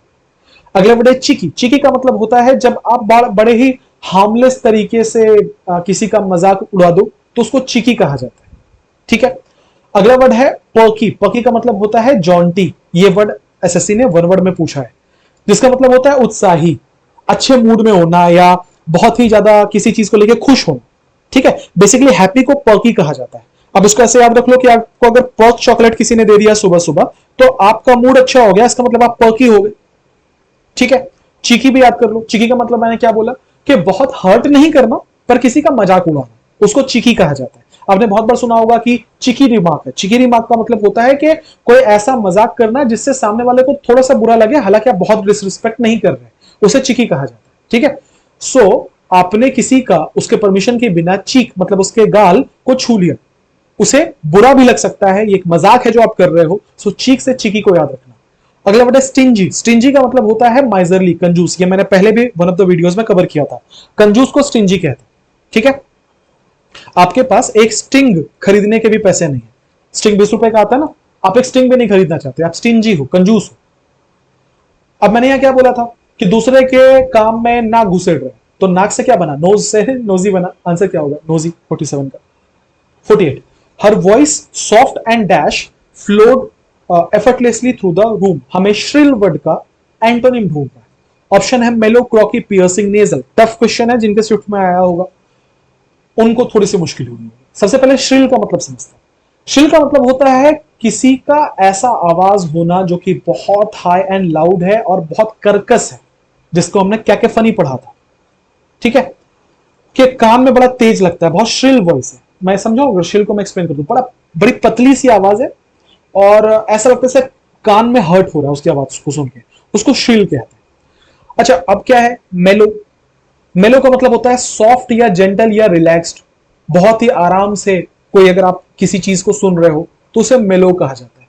जैसे कि यूट्यूब पे अगर आप पॉडकास्ट वगैरह के शौकीन हो तो नीलेश मिश्रा करके एक व्यक्ति है जो पॉडकास्ट करवाते हैं, काफी अच्छा रहता है। गांव कनेक्शन, स्लो इंटरव्यूज लेते हैं वो। तो मुझे उनकी आवाज बड़ी मेलो लगती है, बहुत सॉफ्ट लगती है उनकी आवाज मुझे अपने कान में। ठीक है, तो कोई भी ऐसी चीज जो बड़ी आपको स्मूथ लग रही है, कान को बहुत अच्छा लग रहा है, मीठा सा, सोनू निगम टाइप का, उसको मेलो कहते हैं। ठीक है, अरिजीत सिंह मेलो। क्रॉकी सुन के लग रहा है ना थोड़ा अजीब सा, तो वही है जो श्रिल है। क्रॉकी का मतलब होता है बड़ा रफ या बड़ा ही हॉर्स आवाज, विच मीन्स बहुत खराश से भरा हुआ, बिल्कुल फंसा हुआ आवाज जो कर्कश लगे बहुत, उसे क्रॉकी कहा जाता है। पियर्सिंग का मतलब होता है, पियर्स मतलब होता है छेद करना। श्रिल आवाज, वही जो श्रिल वाली बात है उसी को पियर्सिंग कहते हैं, कि इतनी पतली आवाज है कि कान में छेद लगने लगे। नेजल, नाक से बोलना, हिमेश रेशमिया, ओ हुजूर तेरा तेरा तेरा सुरूर, ठीक है, ये नेजल वॉइस है, नाक से निकला हुआ आवाज है। हमसे ये पूछा गया था कि श्रिल का उल्टा क्या होगा, तो ये हमें तो नेगेटिव वर्ड है श्रिल, हमें इसका एंटोनिम पूछा गया है, इसका मतलब है कोई पॉजिटिव वर्ड होना चाहिए। नेजल नेगेटिव है, आंसर नहीं होगा। पियर्सिंग नेगेटिव है, आंसर नहीं होगा। क्रॉकी नेगेटिव, आंसर नहीं होगा। एक ही ऑप्शन बचता है, मेलू। Question number 49, he dash the truth. Speak verb का पहला फॉर्म है, प्लूरल के साथ आता है, ही सिंगुलर था, आंसर नहीं हो सकता। स्पोकन वर्ब का तीसरा फॉर्म है, बिना हेल्पिंग वर्ब के नहीं आ सकता, यहां कोई हेल्पिंग वर्ब नहीं है, नहीं हो सकता। स्पीकिंग वर्ब का चौथा फॉर्म है, बिना हेल्पिंग वर्ब के नहीं आएगा, नहीं हो सकता। एक ही ऑप्शन बच रहा है, स्पोक, B2 था। Question number 50, in boarding schools students need to dash by themselves. Boarding schools में स्टूडेंट्स को अपने आप को डैश करना पड़ता है, क्या करना पड़ता है? वॉश द बेड, अपना बिस्तर वो धो देते हैं, नहीं। मेक द बेड, अपना बिस्तर बनाते हैं। बोर्डिंग स्कूल्स में स्टूडेंट्स को कहा जाता है कि तुम अपना बेड खुद बनाओ, so they need to make the bed. Question number 51, मैं जरा पानी पी लूं, तुम ट्राई कर लो तब तक इसे।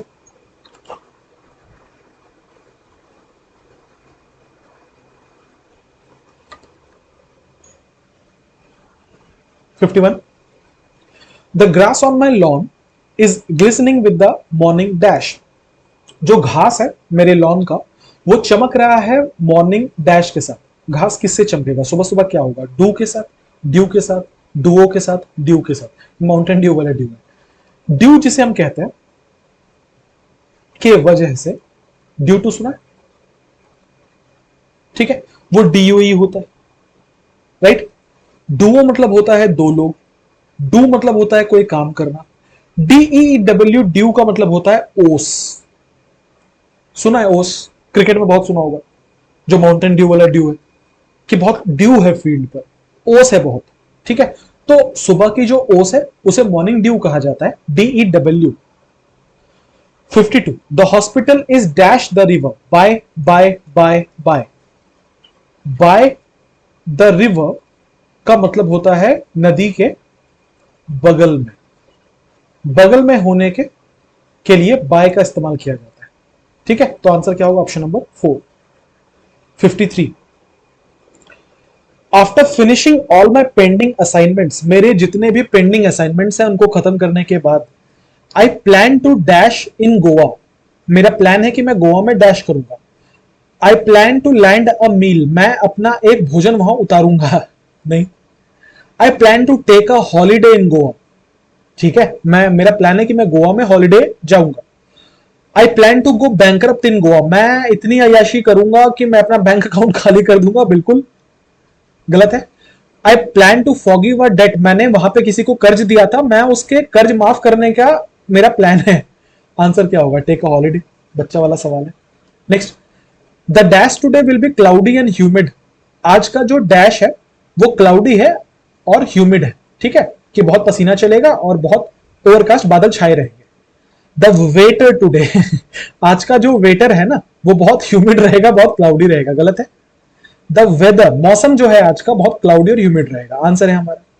विद, प्रीवियस वीडियो में कवर किया था, मुरझा जाना किसी चीज का, मुरझाना, मुरझाना आज बहुत क्लाउडी और ह्यूमिड रहेगा। वेदर कंजंक्शन नहीं चाहिए, वेदर चाहिए। आंसर क्या होगा? Option number 2। He comes here dash.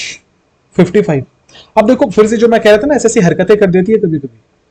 लिखा he comes here lately, lately का मतलब होता है हाल ही में। ये तो नहीं हो सकता कि वो आता है हाल ही में। जब आप कम्स लिख रहे हो, इसका मतलब आप वर्ब का 5वां फॉर्म लिख रहे हो, इसका मतलब आप हैबिचुअल एक्शन लिख रहे हो ना, एक ऐसा एक्शन लिख रहे हो जो हमेशा होता है।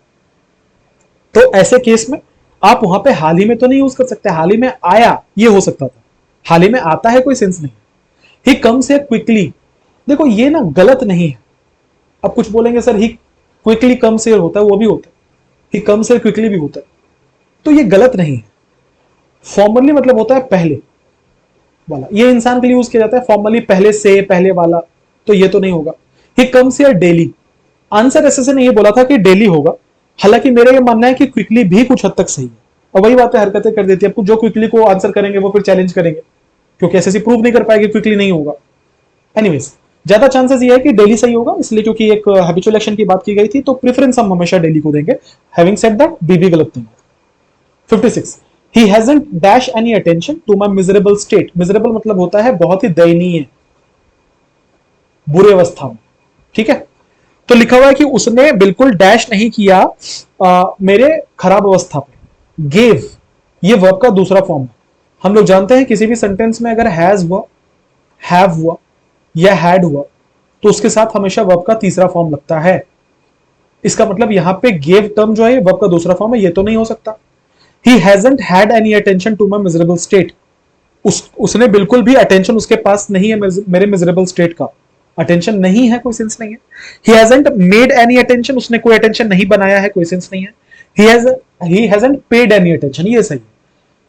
अगर नोट कर रहे हो तो नोट करना, अटेंशन के साथ हमेशा पे टर्म का इस्तेमाल किया जाता है। You always pay attention to something, आप हमेशा ध्यान देते हो किसी चीज पे, उसको पे अटेंशन कहा जाता है। तो आंसर होगा ऑप्शन नंबर 4। 57 पे बढ़ेंगे। The setting sun turned the dash ocean into a sea of gold. जो डूबता हुआ सूरज है, उसने इस पूरे ओशन को एक सी ऑफ गोल्ड में चेंज कर दिया है। कैसे ओशन को? काम ओशन को। आपसे पूछ रहा है काम का सिनोनिम क्या होगा। चार वर्ड से, वोलेटाइल, प्लेसिड, फर्टिव एंड स्कैटर्ड। ये मैंने आपको याद होगा तो सिनोनिम वाले वीडियो में भी कवर किया, ठीक है। क्या वर्ड है? वोलेटाइल। वोलेटाइल का मतलब होता है ऐसी कोई चीज जो बहुत ही अनस्टेबल हो, अस्थिर हो। जैसे शेयर मार्केट के बारे में बोलते हैं ना, बहुत वोलेटाइल मार्केट है, जिसका मतलब है तुरंत ऊपर जाएगा तुरंत नीचे आएगा, उसको वोलेटाइल कहा जाता है, ठीक है। जैसे T20 मैचेस बड़े वोलेटाइल होते हैं। टेस्ट मैचेस में आमतौर पर क्या होता है कि एक एक दिन में मैचेस चेंज हो रहे हैं, डेढ़ दिन के बाद मैचेस चेंज हो रहे हैं, और एक्सक्यूज मी, और जो T20 होते हैं 3-3 4-4 गेंदों पे मैच चेंज हो जाता है, तो बड़ा वोलेटाइल फॉर्मेट है। वोलेटाइल का मतलब कभी ऊपर कभी नीचे, बहुत अनस्टेबल है। प्लेसिड का मतलब होता है शांत। एक हॉलीवुड की मूवी भी है लेक प्लेसिड करके, नहीं देखी तो देखना, अच्छी मूवी। प्लेसिड का मतलब होता है शांत, ठीक है। फर्टिव, फर्टिव का मतलब होता है कोई ऐसी चीज जो कि नोटिस ना हो सके, उसके लिए बचा के रखी जाए, ठीक है। मतलब आप चोरी छुपे किसी को देख रहे हो, ऑब्जर्व कर रहे हो, इस तरीके से कि कोई आपको ऑब्जर्व ना करे, कोई आपको देखे ना, नोटिस ना करे आपको, उसको फर्टिव कहा जाता है, ठीक है। स्कैटर मतलब होता है बिखरा हुआ। आ जाओ, अब जो काम का सिनोनिम था वो क्या होगा? वो होगा प्लेसिड, जिसका मतलब होता है शांत। क्वेश्चन 58 पे बढ़ेंगे। The perfume she uses has a strong dash. ये हम ऑलरेडी कर चुके हैं, क्वेश्चन नंबर 2 या 3 में था। क्या होगा? सेंट होगा। CNT, सेंट एक किस्म का करेंसी है, जैसे हम लोग कौड़ी कहते हैं ना, पैसा या कौड़ी, उसको यूएस में सेंट कहा जाता है। सेंट मतलब होता है किसी चीज को भेजना, उसका V2 सेंट होता है। आंसर होगा option number 2। Question number 59। The company's dash commitment to sustainability is admirable. Company का जो कमिटमेंट है सस्टेनेबिलिटी को लेके, वो बहुत ही प्रशंसा योग्य है। एडमिरेबल का मतलब होता है something that can be admired, कोई ऐसी चीज जो प्रशंसनीय हो। सस्टेनेबिलिटी का मतलब होता है कोई चीज जिसको आप आज यूज कर रहे हो और फ्यूचर के लिए भी बचा के रख रहे हो, उसको सस्टेनेबिलिटी कहा जाता है। तो क्या है? कंपनीज का जो रिजोल्यूट कमिटमेंट है, कंपनी का जो स्ट्रॉन्ग कमिटमेंट है, जो शेकेबल कमिटमेंट है, जो वेवरिंग कमिटमेंट है। इस बात का आप ध्यान रखेंगे कि प्रशंसनीय है, इसका मतलब यहां पे कोई पॉजिटिव टर्म जाएगा, तभी तो आप उसकी तारीफ करोगे। आ जाओ, वर्ड क्या है? रिजोल्यूट। रिजोल्यूट का मतलब होता है दृढ़, फर्मली डिटरमाइंड और अनवेवरिंग इन पर्पस। ऐसी कोई चीज जिसको आप हिला ना सको, उसको रिजोल्यूट कहते हैं। स्ट्रॉन्ग का मतलब होता है having great physical power, force और रिजिलियंस। किसी चीज को लेकर मजबूती होना, उसको स्ट्रॉन्ग कहते हैं। अगला वर्ड है शेकेबल। देखो, आपके हाथ शेक करते हैं ना, शेक मतलब होता है हिलना, ठीक है। सो कांपना, उसको शेकेबल कहा जाता है, राइट। वेवरिंग का मतलब होता है जब आप इनडिसाइसिव होते हैं। वेव करते हैं कभी किसी को, ऐसे दूर से कोई आ रहा है तो हम हाथ हिलाते हैं ना, तो जैसे आपका हाथ हिल रहा है उस तरीके से आपका डिसीजन हिलने लगता है, उसको वेवरिंग कहते हैं। डगमगाता हुआ, ठीक है, जब आप कंफ्यूज हो। तो देखो, सेकेबल और वेवरिंग तो नेगेटिव टर्म्स है, ये दोनों तो नहीं हो सकते। आप किसी के डगमगाते हुए डिसीजन को क्यों एडमायर करोगे? एडमायर तब करोगे जब उसका डिसीजन बहुत फर्म है, बहुत फर्म है। हमें कोई ऐसा वर्ड चाहिए जो फर्म से मिलता जुलता है। और फिर से हरकतें हैं यहाँ पे, क्योंकि रिजोल्यूट भी आंसर हो सकता है। रिजोल्यूट कमिटमेंट भी मैंने पढ़ा हुआ है, स्ट्रॉन्ग कमिटमेंट भी पढ़ा हुआ है। आंसर किसको किया एसएससी ने? आंसर स्ट्रॉन्ग को किया, हालांकि रिजोल्यूट भी गलत नहीं है। Question number 60। आगे बढ़ने से पहले थोड़ा सा शेयर करना वीडियोस को।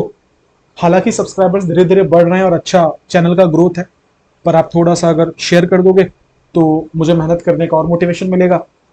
चाहे जो भी वीडियोस जा रहे हैं, मैं अपनी तरफ से पूरी कोशिश कर रहा हूँ कि मैं जितना अच्छे से पढ़ा पाऊँ, मैं जितना कंटेंट दे पाऊँ उतना दे रहा हूँ। आपको कैसा लग रहा है मेहनत, जरूर बताना कमेंट्स में। वीडियो को लाइक कर देना, शेयर कर देना। बिल्कुल नए हो चैनल में, पहली बार देख रहे हो तो सब्सक्राइब करते जाना, इन सबसे बहुत मोटिवेशन मिलेगा।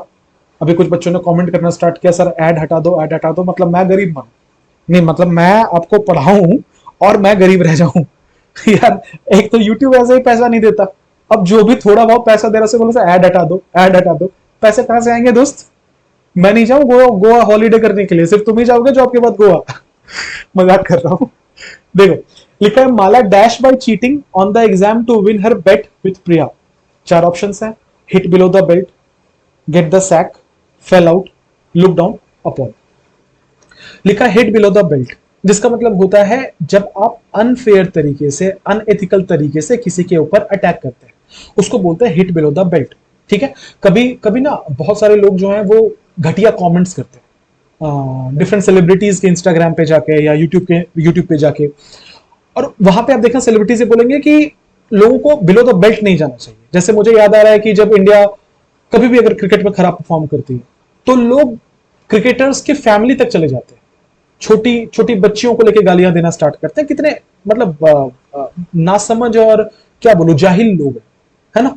तो they start hitting below the belt, unfair तरीके से वो लोग क्रिटिसाइज करने लगते हैं, इसको बोलते हैं hit below the belt. Get the sack, मैंने पहले बोला सैक का मतलब होता है नौकरी से निकालना, तो गेट द सैक का मतलब होता है किसी को नौकरी से निकालना। फॉल आउट पहले भी आया था, फेल आउट का मतलब होता है दो लोगों में डिसएग्रीमेंट हो जाना। लुक डाउन अपॉन पहले भी आया था, जिसका मतलब होता है किसी को खराब नजर से देखना, गंदे नजर से देखना, हीन भावना से देखना। तो लिखा है कि वो जो है वो चीटिंग कर रही थी एग्जाम में बेट जीतने के लिए। अब देखो किसी से आपने चैलेंज लगाया कि मैं एग्जाम में तुमसे ज्यादा नंबर लेके आ जाऊंगा, फिर तुम चोरी करने लगे, तो ये तो गलत मीन्स है ना। तो आंसर क्या होगा? Hit below the belt. 61. Rosie and Nikki couldn't provide any evidence to support the dash arguments. अब देखो ये मैंने पहले भी बताया है, मैं दूसरी बार बता रहा हूं, फिर मैं तीसरी बार भी बताऊंगा जरूरत पड़ेगी तो। सुनो ध्यान से। THERE देयर एक एडवर्ब होता है, एडवर्ब ऑफ प्लेस होता है, जिसका मतलब होता है कोई पोजीशन दिखाना। जैसे कि हियर एंड देयर, तुम यहां कुछ करोगे इट इज हियर, तुम वहां कुछ करोगे it is there. So THERE there का मतलब होता है एडवर्ब ऑफ प्लेस, ठीक है, जिसे हम हिंदी में कहते हैं वहां। THEIR एक एडजेक्टिव है। कैसा एडजेक्टिव है? पॉजिटिव एडजेक्टिव है। इसका इस्तेमाल आप किसी भी चीज पे आप जब करते हो तो आप उसका अधिकार दिखाना चाहते हो। For example, it is their home, ये उनका घर है। इट इज देयर राइट, ये उनका अधिकार है। एक बहुत जरूरी बात यह है कि आप जब कहीं पे THEIR देयर का इस्तेमाल करते हैं तो आपको इसके इमीडिएट बाद एक नाउन यूज करना पड़ता है, क्योंकि ये एक एडजेक्टिव है जो अधिकार बता रहा है, तो आपको तुरंत बताना पड़ेगा कि किसके ऊपर अधिकार बता रहा है। फॉर एग्जाम्पल लिखा है कि देयर होम, घर पे अधिकार है उनका। देयर राइट, ये अधिकार है उनका। तो और यही चीज हिज पे भी लगती है, यही चीज हर पे भी लगेगा, माई पे भी लगेगा, योर पे भी लगेगा। सबके बाद तुरंत हमेशा कोई ना कोई नाउन होता है। तीसरी चीज देयर्स क्या होता है?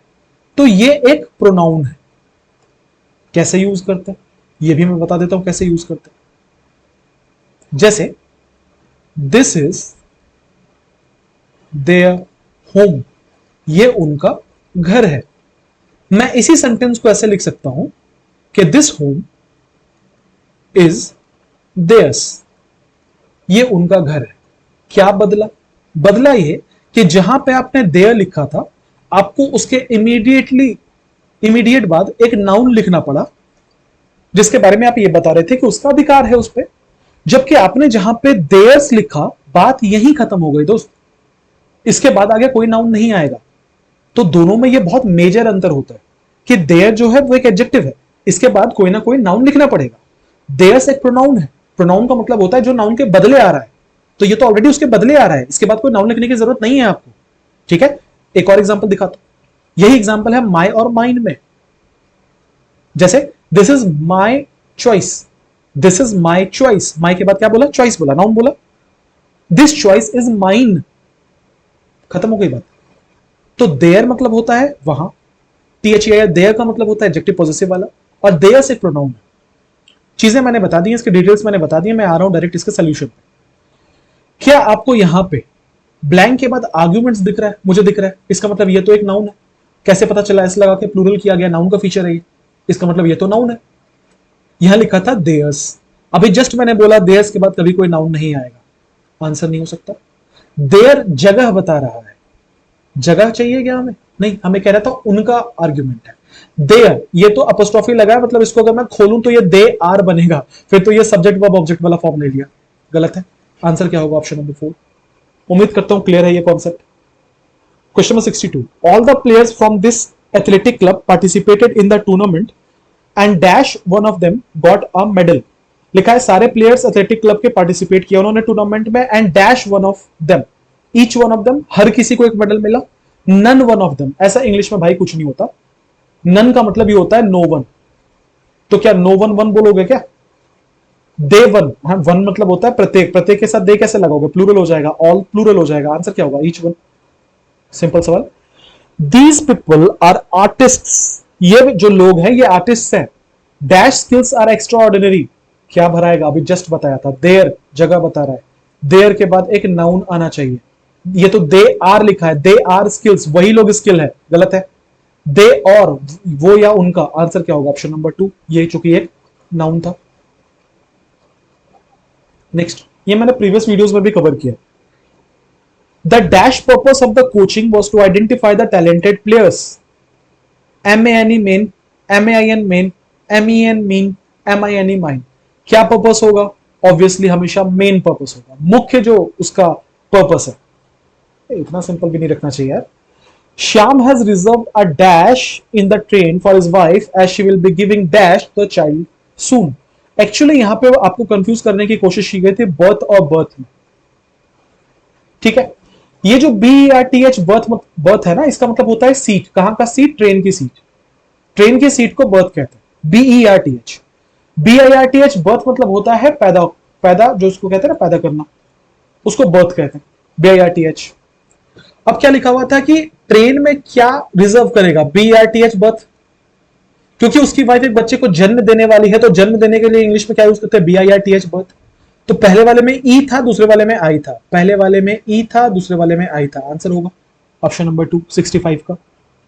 आगे बढ़ेंगे 66, the prince is the dash to the throne, heir heir heir, आ जाओ, एयर का मतलब होता है एक एक टर्म जिसका यूज पहले बिफोर के सेंस में किया जाता था, ये एक प्रीपोजिशन है, बहुत इंटरेस्टिंग बात है। एयर एक प्रीपोजिशन है जिसका इस्तेमाल पहले बताने के लिए, जिसे आजकल हम लोग बिफोर प्रीपोजिशन से यूज करते हैं, वहां इस्तेमाल किया जाता था। जैसे लिखा है यहाँ पे, फिनिश योर वर्क, अपना काम खत्म करो, एर द सन सेट्स, सूरज ढलने के पहले, तो के पहले के लिए क्या यूज किया जा रहा है, एर, जिसका मतलब होता है ये प्रीपोजिशन है। ERR मतलब होता है गलती करना, आपने सुना होगा एक बड़ा फेमस सा एक लाइन है, to err is human, which means गलती करना इंसानियत है, विच मीन्स इंसान गलतियों का पुतला है, सो टू err इज ह्यूमन, ठीक है।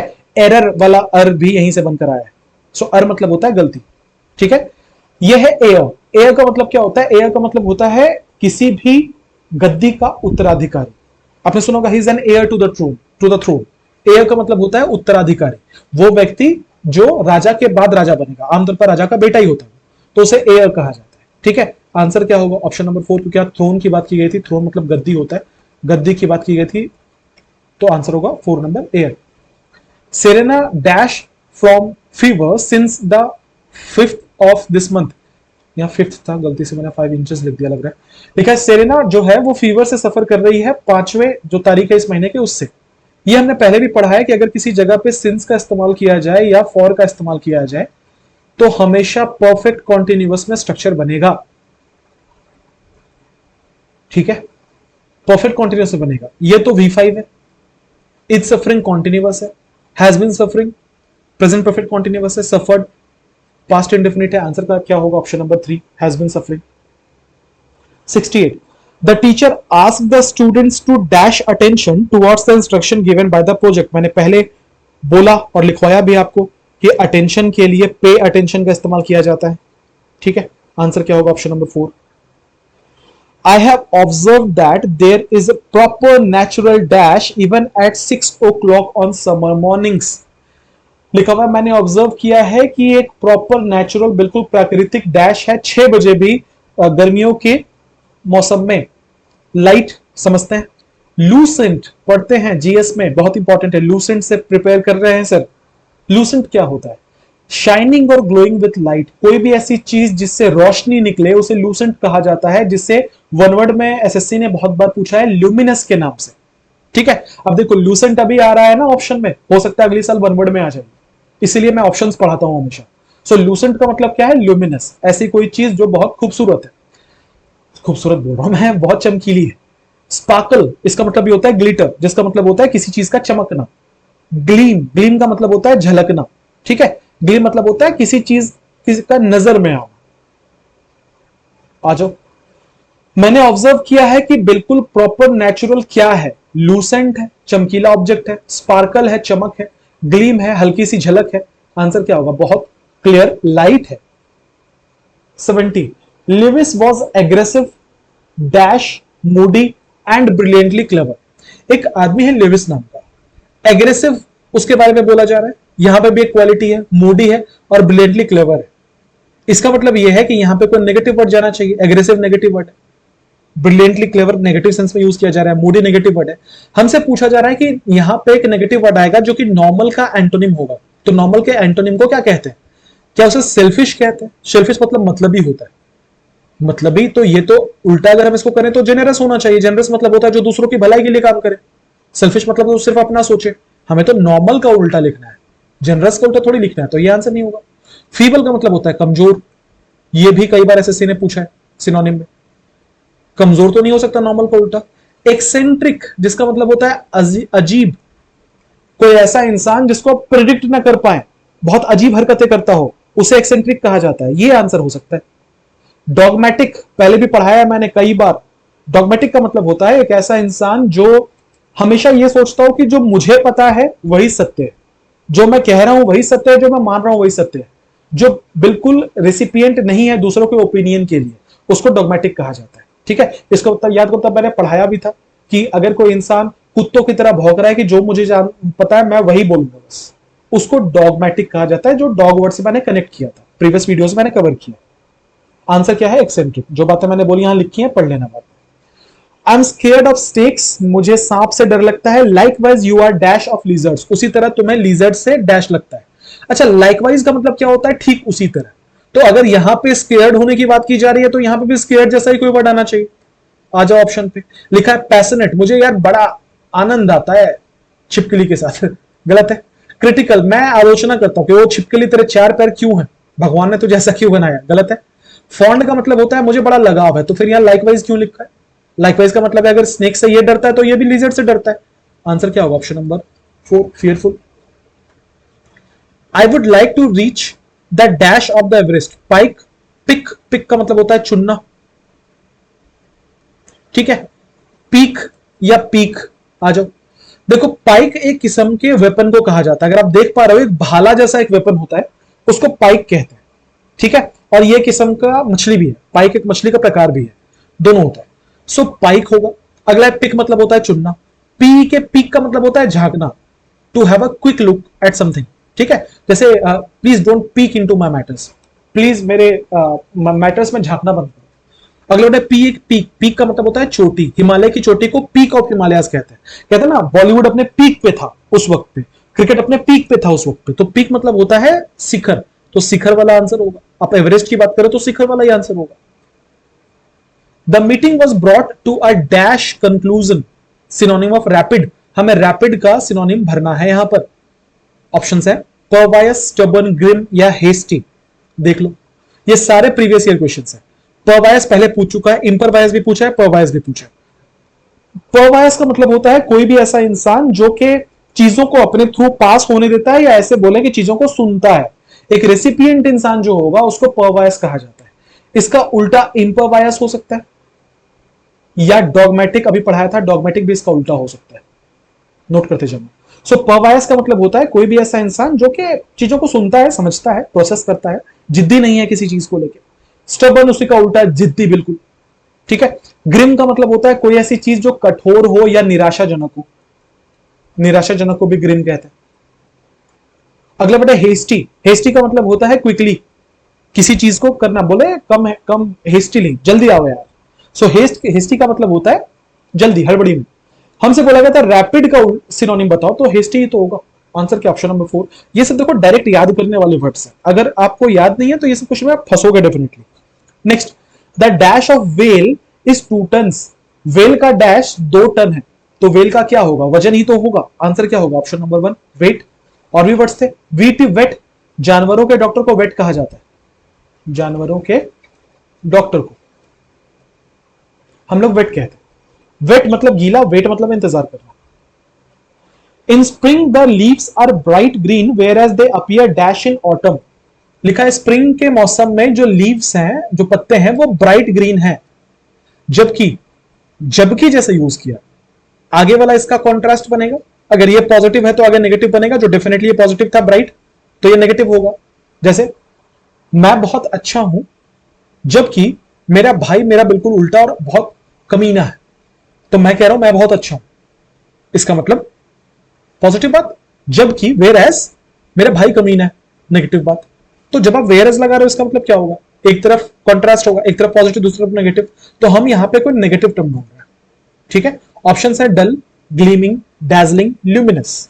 डल का मतलब होता है कोई चीज जो कि सूख गया हो, बहुत ब्राइटनेस ना हो, चमक ना हो, उसमें मंद हो चुका हो बिल्कुल। ग्लीमिंग का मतलब होता है कोई चीज जो कि बहुत ही अच्छे तरीके से चमचमा रही हो।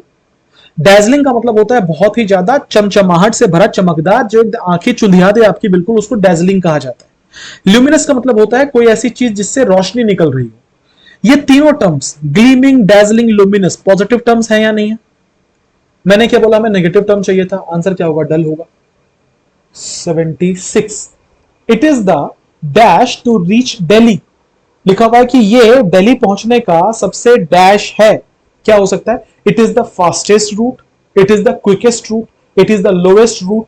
लोएस्ट तो नहीं होगा, रूट कभी लोएस्ट नहीं हो सकता। It is the strongest route, ये तो मजबूती बता रहा है, वो नहीं होगा। अब ऑप्शन है फास्टेस्ट रूट होगा या क्विकेस्ट रूट होगा। एक्चुअली दोनों यूज किया जाता है, पर ज्यादा सटीक फास्टेस्ट रूट है, सबसे जल्दी हम वहां पहुंच सकते हैं।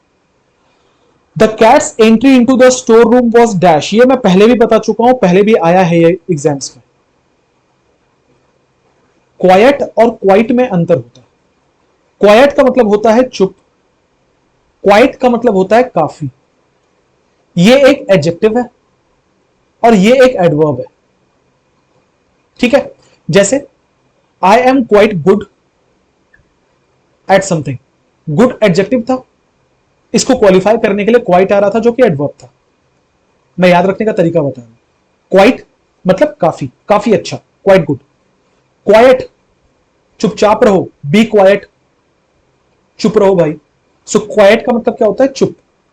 अब क्या है कि कैट की जो एंट्री है स्टोर रूम में, वो क्वाइट। क्विट, क्विट का मतलब होता है बीच में त्याग देना। कैट की एंट्री बीच में कैसे त्यागोगे? क्वाइट है काफी है, कैट की एंट्री काफी है, कोई सेंस नहीं है। कैट की एंट्री बहुत क्यूट है। ठीक है। आंसर क्या होगा, was very quite. 78, I find that students nowadays are not interested in dash letters by hand. मैं देख रहा हूं कि आजकल जो स्टूडेंट्स हैं वो बिल्कुल इंटरेस्टेड नहीं है खत को हाथ से डैश करने में। Writing, rating, writing, writing. Answer क्या होगा, ऑप्शन नंबर 4। यार इससे सिंपल कुछ हो सकता है क्या? एक टर्म आया है राइटिंग, RIOT, राइट का मतलब होता है दंगा, राइटिंग मतलब होता है दंगा फैलाना। They were waiting for their family members who were returning from a pilgrimage. वो अपने फैमिली मेंबर्स का इंतजार कर रहे थे जो कि तीरथ करके वापस आ रहे थे। Therefore they were dash on the platform. They were playing a joke, rolling up one sleeve, running behind time, pacing up and down. ये मैं ऑलरेडी इडियम्स वाले वीडियो में कवर कर चुका हूं। आंसर था pacing up and down। एक बार देख लो चारों, क्या इडियम्स है। प्लेइंग अ जोक का मतलब होता है किसी का मजाक उड़ाना, कॉमन सेंस है, तो कोई रॉकेट साइंस नहीं, सिंपल वर्ड है। रोलिंग अप देयर स्लीव मतलब होता है, आप स्लीव किस कहते हैं, जैसे शर्ट पहनते हैं ना हम फुल स्लीव वाली। जब आपको मैं कुछ काम बोल दूं तो आप क्या करोगे, तुरंत से स्लीव ऊपर करने लगोगे। तो रोलिंग अप देयर स्लीव का मतलब होता है प्रिपेयरिंग टू वर्क हार्ड, किसी काम के लिए तैयारी करना, उसको बोलते हैं रोलिंग अप वन स्लीव। दिमाग में एक इमेज आपने बना लिया होगा, ये इडियम याद रह जाएगा आपको। रनिंग बिहाइंड टाइम का मतलब होता है लेट होना, किसी जगह पे डिलेड होना, उसको बोलते हैं रनिंग बिहाइंड टाइम। अगला पेसिंग अप एंड डाउन, जब आप एक जगह से दूसरी जगह चल रहे होते हैं ना, जैसे ये प्लेटफॉर्म है, आप एक बार इधर से इधर जा रहे हो, फिर इधर से इधर आ रहे हो, इसको बोलते हैं पेसिंग अप एंड डाउन। ये कब होता है? जब आप थोड़े परेशान से होते हो, थोड़े एंशियस से होते हो, ठीक है, उसको बोलते हैं pacing up and down. Answer मैं ऑलरेडी बता चुका। I am doubtful about story though you seem to be dash, मुझे बड़ा डाउट है इस स्टोरी पे, जबकि फिर से आ गया दो, दो या ऑल दो हमेशा कॉन्ट्रास्ट स्टेटमेंट्स के लिए होता है। अगर ये सेंटेंस नेगेटिव है, जो कि ये है, तो यहां पे कोई पॉजिटिव बात होनी चाहिए कि मैं डाउटफुल हूं स्टोरी को लेके, जबकि तुम्हें देख के ऐसा लग रहा है कि तुम डैश हो, तुम खुश हो, तुम प्लेजेंट हो, तुम कन्विंस्ड हो, तुम रिग्रेटिंग हो, तुम अफसोस कर रहे हो, तुम अनसर्टेन हो, तुम डाउटफुल हो। देखो यहां भी डाउटफुल, तो यहां तो डाउटफुल भराएगा नहीं, कोई नेगेटिव वर्ड नहीं आ सकता। रिग्रेटिंग मतलब अफसोस करना, नेगेटिव वर्ड नहीं आ सकता। अब है कि मुझे स्टोरी को लेकर डाउट है, पर तुम्हें देख के ऐसा लग रहा है कि तुम कन्विंस्ड हो। आंसर क्या होगा? Option number 2। तुम प्लेजेंट हो तो नहीं हो सकता, जो बातें बोली यहां लिखी हुई है। 81, Seema has a dominating nature, so she wants to dash of everything in her life. Seema का बड़ा डोमिनेटिंग नेचर है, इसलिए वो हर चीज जो है उसकी लाइफ में, उसके साथ वो डैश करना चाहती है। She wants to keep record, वो रिकॉर्ड रखना चाहती है। रिकॉर्ड क्यों रखेगी कोई अपने लाइफ का? उसका डोमिनेटिंग वर्ड से कुछ लेना देना नहीं है। यहाँ पे सो लिखा हुआ है, इसका मतलब वो एक इफेक्ट बता रहा है। किस चीज का इफेक्ट है? कि वो डोमिनेटिंग है। तो डोमिनेटिंग होने से इंसान क्या करता है? रिकॉर्ड रखता है? नहीं। टच रखता है? नहीं। शांत रहता है? नहीं। कंट्रोल रखने की कोशिश करता है। जो डोमिनेटिंग है ना, वो हमेशा हर चीज के ऊपर कंट्रोल रखने की कोशिश करता है। तो आंसर होगा 4। I don't like dirty cars, मुझे बिल्कुल जो गंदे कार होते हैं बिल्कुल नहीं पसंद। So you should keep it dash, तो तुम्हें उसे डैश रखना चाहिए। मुझे नहीं पसंद है डर्टी कार्स, तो तुम्हें क्या करना चाहिए? तुम्हें उन्हें स्पॉटलेस रखना चाहिए। स्पॉटलेस मतलब होता है बिल्कुल साफ सुथरा रखना चाहिए। हाँ जी, सेंस तो बनता है। तुम्हें उन्हें सिमिलर रखना चाहिए, एक जैसे रखने चाहिए। कोई सेंस है कि मुझे गंदे कार नहीं पसंद इसलिए तुम्हें सेम जैसे सेम रखना चाहिए? इसे तुम्हें न्यू रखना चाहिए। कार को तुम न्यू कैसे रखोगे? चलाओगे नहीं क्या? या घर में भी पड़ा रहा है तो न्यू कैसे रहेगा? शैबी, शैबी का मतलब होता है गंदा। तो मुझे गंदे कार नहीं पसंद है, इसलिए तुम्हें उस कार्स को गंदा रखना चाहिए। आंसर क्या होगा? स्पॉटलेस रखना चाहिए। He has dash vision because of his illness, उसकी बीमारी की वजह से उसका डैश विजन है। ब्लड विजन है, ऑब्सक्योर्ड विजन है, अनफोकस्ड विजन है, या फेडेड विजन है। देखो, एक तो मैं डायरेक्टली इसको आंसर कर सकता था कि विजन हमेशा ब्लर होता है। जब आप डॉक्टर के पास जाओगे ना, कभी डॉक्टर का प्रिस्क्रिप्शन पढ़ना, ऑप्थेल्मोलॉजिस्ट का, वो हमेशा लिखेगा ब्लड विजन, ठीक है। तो जब किसी को कम दिखता है ना, उसको ब्लड विजन कहते हैं। ब्लड मतलब होता है धुंधला। अब देख लो चारों वर्ड का मीनिंग। ब्लड का मतलब होता है नॉट क्लियर और डिस्टिंक्ट, जिसे हम धुंधला कहते हैं। ऑब्सक्योर, कितनी बार ये वर्ड आ चुका है यार, बहुत इंपॉर्टेंट है। ऑब्सक्योर का मतलब होता है जब कोई चीज अस्पष्ट हो, आपको किसी चीज का मतलब नहीं समझ में आ रहा।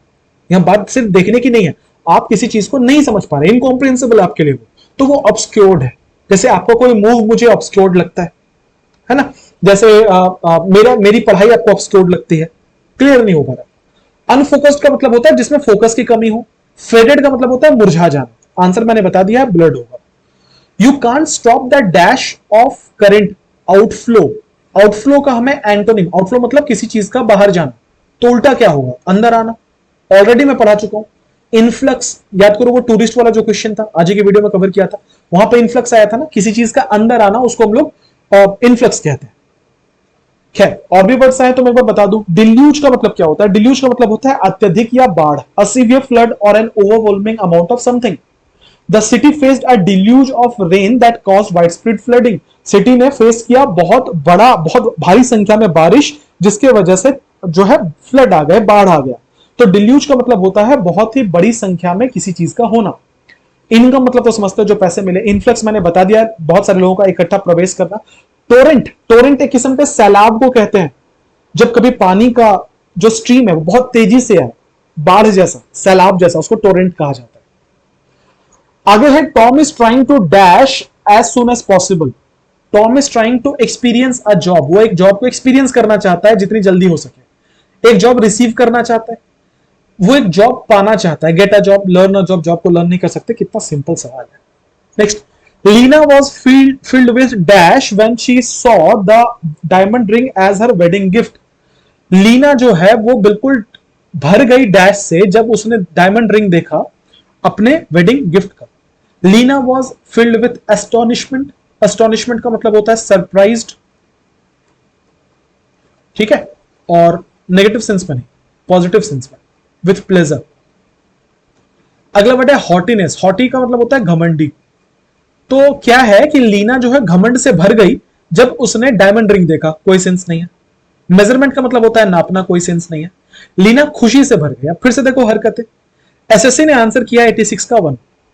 एसएससी ने बोला कि वो एस्टॉनिशमेंट से भर गई, बात भी ठीक है, पर मेरा सवाल बहुत सिंपल है कि हैप्पीनेस क्यों नहीं होगा? लीना को अगर एक डायमंड रिंग मिला अपने वेडिंग गिफ्ट पे तो खुश भी तो होगी ना वो, तो हैप्पीनेस भी तो हो सकता था। अब आंसर एसएससी ने ये किया है, मेरे हिसाब से ये भी सही है। जो बातें मैंने बोली यहां लिखी हुई है।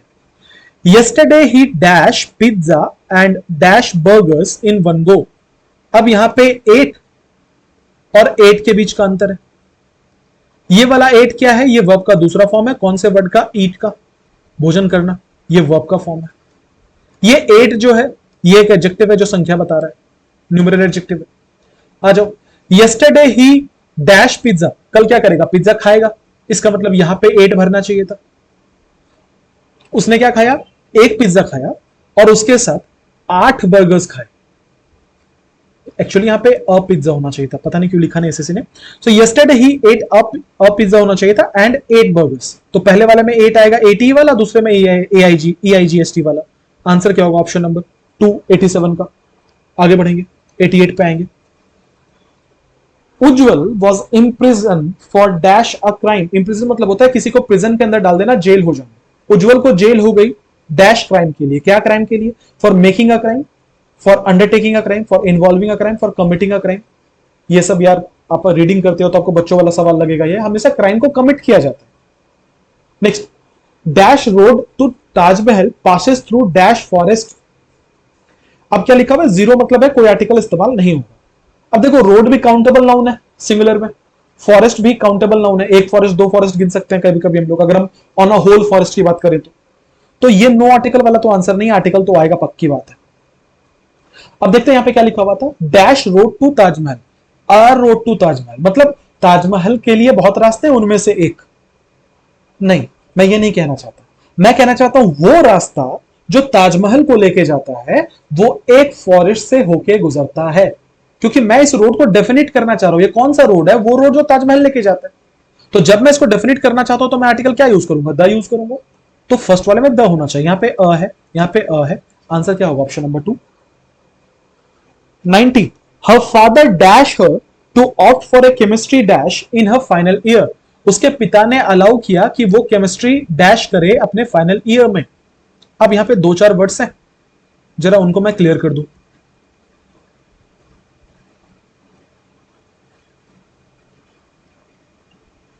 देखो, सबसे पहला वर्ड है अलाउड। अलाउड का मतलब होता है किसी चीज को इतने तेजी में बोलना, इतनी आवाज से बोलना कि सब लोग सुन। सो इन अ क्लियर वॉइस, इसको बोलते हैं allowed, in a clear voice. COARS, course का मतलब होता है रूड या असभ्य भाषा का इस्तेमाल करना। अलाउड, अलाउ वर्ड का V2 है, जिसका मतलब होता है किसी चीज के लिए अनुमति देना। कोर्स, पढ़ाई का जो एक एक जो बंडल है उसे कोर्स कहा जाता है। क्या क्या पढ़ना है, वो जो सूची है उसे कोर्स कहते हैं। अब आते हैं क्वेश्चन पे, क्या लिखा हुआ था? हर फादर डैश है, यहां कोई ना कोई वर्ब भराना चाहिए। क्यों? क्योंकि ये हर ऑब्जेक्ट था, हर फादर सब्जेक्ट था, तो बीच में क्या बचेगा? वर्ब ही तो बचेगा। क्या अलाउड एक वर्ब है? नहीं। कोर्स एक वर्ब है? नहीं। अलाउड एक वर्ब है, जिसका मतलब है ये और ये तो आंसर नहीं हो सकता, या तो ये आंसर है या तो ये आंसर है। अच्छा, इसके फादर ने अलाउ किया, क्या अलाउ किया? कि वो एक केमिस्ट्री में कोर्स कर ले, केमिस्ट्री में वो एक असभ्य भाषा का इस्तेमाल कर ले, कि मैं तुमको H2SO4 कर दूंगा। कोई सेंस है? नहीं ना। आंसर क्या होगा? ऑप्शन नंबर 3, 90 का। क्लियर है? आगे बढ़ेंगे। 91, please dash more sugar to the juice so that it become sweeter. लिखा हुआ है सुगर में, सॉरी जूस में और ज्यादा शुगर डैश करो ताकि वो और मीठा हो जाए। क्या कह रहे थे? ऐड करने को कह रहे थे ना। ऑप्शन नंबर 3 है। अच्छा, क्या आएगा? AD, add. अभी मैं कह रहा था ना, कुछ बच्चे कह रहे थे कि सर कमेंट आप बंद कर दो, तो एक ने बच्चे ने मुझे बोला कि सर आप अपने वीडियोस पे ऐड बंद कर दो। वो शायद बच्चा ये ऐड लिखना चाह रहा था। ये एड है, ऐड नहीं। जो एडवर्टीजमेंट आता है, जो प्रचार आता है, उसे AD, ऐड कहते हैं। AID, एड, फर्स्ट एड वाला एड होता है, सुना होगा आपने, जिसका मतलब होता है पहली मरम्मत, पहली मदद। एआईडी एड असिस्टेंट को कहते हैं। जैसे कॉलेजेस में होते हैं ना कि एक प्रोफेसर के साथ एक दो असिस्टेंट्स होते हैं उनके, तो क्या कहते हैं, वो मेरे एड हैं। एक डॉक्टर के साथ उनके एड होते हैं, उनके मदद होते हैं, तो एड मदद करने वाले लोगों को एआईडी एड कहा जाता है। ठीक है, यहां एड की बात हो रही थी, ऑप्शन नंबर 3 की। Question number 92, she suppressed a dash urge to yawn. उसे ना ऐसे यॉन करने का बड़ा मन कर रहा था। ठीक है, उसे उबासी आ रही थी, उबासी खाने का बहुत मन कर रहा था, तो उसने उसको सप्रेस किया, उसने उसे दबा लिया। अब इसमें एक टर्म आया है स्टाउट। स्टाउट का मतलब होता है स्ट्रॉन्ग एंड डिटरमिन्ड। आमतौर पर यह व्यक्ति के लिए इस्तेमाल किया जाता है, ह्यूमंस के लिए इस्तेमाल किया जाता है। आप क्या कह रहे थे कि उसे एक अर्ज आ रही थी यौन करने की, उबासी खाने की उसे बड़ी तलब लग रही थी, उसने कंट्रोल किया। तो स्टाउट तो इंसान के लिए होता है, नहीं हो सकता। टफ अर्ज, हार्ड अर्ज, स्ट्रॉन्ग अर्ज, आंसर होगा स्ट्रॉन्ग अर्ज। जब आपको किसी चीज की बड़ी तलब लगती है उसको स्ट्रॉन्ग अर्ज कहते हैं। मीठा खाने की बड़ी तलब लग रही है, स्ट्रॉन्ग अर्ज है मीठा खाने की। 93, the guard did not want anything bad to happen, so he ordered the group to step back to avoid anything dash. Guard नहीं चाहता था कि कुछ भी गलत हो, इसलिए उसने ग्रुप को ऑर्डर किया कि तुम पीछे हो जाओ ताकि हम अवॉइड कर सकें कुछ डैश को। Terrible, habitual, diplomatic, customary. Terrible का मतलब होता है समथिंग बैड और अनप्लेजेंट। टेररिस्ट सुना है? टेररिस्ट कौन होता है? ऐसे लोग जो कि आतंक फैलाते हैं। तो टेरिबल मतलब होता है आतंकित कर देने वाली घटना, विच मीन्स खराब घटना। हैबिचुअल, हैबिचुअल एक्शन, एक ऐसी चीज जो कि आपकी आदत से संबंधित हो। डिप्लोमेटिक, कूटनीतिज्ञ, आपका सिलेक्शन अगर अच्छे मार्क्स से होता है तो आपको एमईए में पोस्टिंग मिलती है। एमईए क्या है? मिनिस्ट्री ऑफ एक्सटर्नल अफेयर्स, जहां पे आपको डिप्लोमेसी सिखाई जाती है और आप अलग कंट्रीज में जाते हैं as a diplomatic representative India का। सो डिप्लोमेटिक मतलब होता है कूटनीतिज्ञ। कस्टमरी का मतलब होता है परंपरागत, ऐसी कोई चीज जो परंपराओं से चलती आ रही है उसको कस्टमरी कहते हैं। ठीक है, हमें क्या बोला गया था कि गार्ड ने कहा कि पीछे हट जाओ, मुझे कुछ खराब नहीं करना, मुझे कुछ ऐसा नहीं करना जिसके लिए बाद में मुझे अफसोस हो। तो आंसर क्या होगा? टेरिबल। मुझे कुछ टेरिबल नहीं करना, नेगेटिव वर्ड चाहिए था ना वहां पे। Next, you just wait in the lobby, I will be back after dash. तुम लॉबी में वेट करो, मैं तुरंत आ रहा हूं डैश करके। क्या करके? I will be back after a quick shower, मैं तुरंत एक क्विक शावर लेके आ रहा हूं। A quick food, a fast shower, a fast meal. Answer क्या होगा? A quick shower. मैं तुरंत नहा के आ रहा हूं, तुम लॉबी में वेट करो। ठीक है, कोई सेंस नहीं इस क्वेश्चन का, ऑनेस्टली बता रहा हूं, कोई सेंस नहीं है। क्योंकि आप कोई खाना खा के क्यों नहीं आ सकता? क्यों नहीं बोलेगा I will be back after a quick meal? है ना, फास्ट मील, कुछ भी लिख देता है यार ये लोग। 95, I dash that he has been promoted to the post of dash officer. ठीक है, आई डैश, अच्छा वर्ड्स क्या है? हर्ड, कहां से बनकर आया? एच ए आर, हियर का V2 है। ठीक है, फिर क्या वर्ड है? सीलिंग, ऑलरेडी बता चुका। सीलिंग किसे कहते हैं? सीलिंग कहते हैं छत को। और क्या वर्ड है? HERD, heard. हर्ड किसे कहते हैं? हर्ड कहते हैं झुंड को। किसके झुंड को? जो जानवरों का झुंड होता है उसे हर्ड कहा जाता है। ठीक है, और क्या वर्ड है? SEALING, सीलिंग, जिसका मतलब होता है टू सील समथिंग, जब्त कर लेना किसी चीज को, जब्त करना। अब देख लो क्या लिखा होता है, आई डैश दैट ही। अच्छा, यहां तो कोई वर्ब होना चाहिए, ये हर्ड तो नाउन है, झुंड को बोलते हैं, कॉमन नाउन है, सॉरी कलेक्टिव नाउन है ये। सीलिंग छत है, नाउन है। या तो मैं बोलूं आई सीलिंग दैट। अच्छा, अगर मैं इस सीलिंग को लगाऊं, क्योंकि ये वाला वर्ब है, ये वाला वर्ब है, अगर मैं इसको लगाऊं तो इसके पहले कोई ना कोई हेल्पिंग वर्ब चाहिए, क्योंकि ये V4 में है, इसका मतलब सीलिंग तो नहीं हो सकता, और दूसरा कोई ऑप्शन भी नहीं था यहां पे। तो हम यहां एक ही चीज भर सकते हैं जिसमें HERD, हर्ड लिखा हो। तो ये नहीं हो सकता आंसर, इंक चेंज करो, ये नहीं हो सकता आंसर, और ये नहीं हो सकता आंसर। ठीक है, तो यहां पे तो पक्का क्या लगेगा? हर्ड लगेगा, कि मैंने, मुझे सुनने में आया, आई हर्ड दैट, क्या मैंने सुना है, he has been promoted to the post of dash officer, कि उसे छत का ऑफिसर बना दिया गया है। कोई सेंस है? नहीं ना। सीलिंग ऑफिसर मतलब वो ऑफिसर जो सील करेगा चीजों को। आंसर है option number 3। 96, it was against her dash, यहां पे दो वर्ड्स लिखे गए हैं, principle with le and principle with an L. Le वाले का मतलब होता है आदर्श। मेरे कुछ आदर्श है ना, मेरे कुछ प्रिंसिपल है लाइफ में। प्रिंसिपल प्रमुख, स्कूल में जो प्रधान होते हैं, प्रधानाध्यापक होते हैं, उनको प्रिंसिपल कहा जाता है, वो एएल वाला है। एली वाला आदर्श है। तो ये उनके प्रधानों के खिलाफ था, गलत है ना, ये उनके आदर्शों के खिलाफ था। इसका मतलब एली वाला चाहिए, एली है, एली है, एल है, एल है, कट गया। और दो वर्ड्स है, प्रॉफिट, मुनाफा। प्रोफेट, प्रोफेट मतलब होता है जिसको हम लोग पीर फकीर कहते हैं, ठीक है, जो अध्यात्म से जुड़े लोग होते हैं उनको प्रोफेट कहा जाता है। तो लिखा हुआ है कि ये उनके आदर्शों के खिलाफ है कि वो पीर फकीर से ज्यादा कमाए, टू अर्न मोर प्रॉफिट, वो ज्यादा पीर फकीर कमाए। क्या सेंस है, गलत है, वो ज्यादा प्रॉफिट कमाए जितना डिसाइड किया गया था। आंसर है 1, ऐसे भी प्रॉफिट को अर्न किया जाएगा। अगला, the artist received a dash from the audience. यार ये वाला क्वेश्चन आज तीसरी बार आ रहा है। राउंड ऑफ अप्लॉज, तब भी बताया था, ह्यूज राउंड ऑफ अप्लॉज। 97 का आंसर 1 है। 98, dash to the manager about the terrible food in the hostel. He said a complaint, he said a big complaint, he made a complaint, he terribly complaint. देखो, एक तो complain के साथ हमेशा, complaint के साथ हमेशा मेक टर्म का इस्तेमाल किया जाता है। So you always make a complaint, ठीक है। बड़े सारे लोगों को इसमें भी डाउट है, कंप्लेन और कंप्लेंट क्या होता है। कंप्लेन वर्ब होता है, कंप्लेंट उसका नाउन है, right. So he made a complaint होगा answer number 3। 99, there was no one dash a few of my friends. वहां पे और कोई नहीं था, dash a few of my friends, except, except, expect, except. देखो, एक्सेप्ट का मतलब होता है के बिना,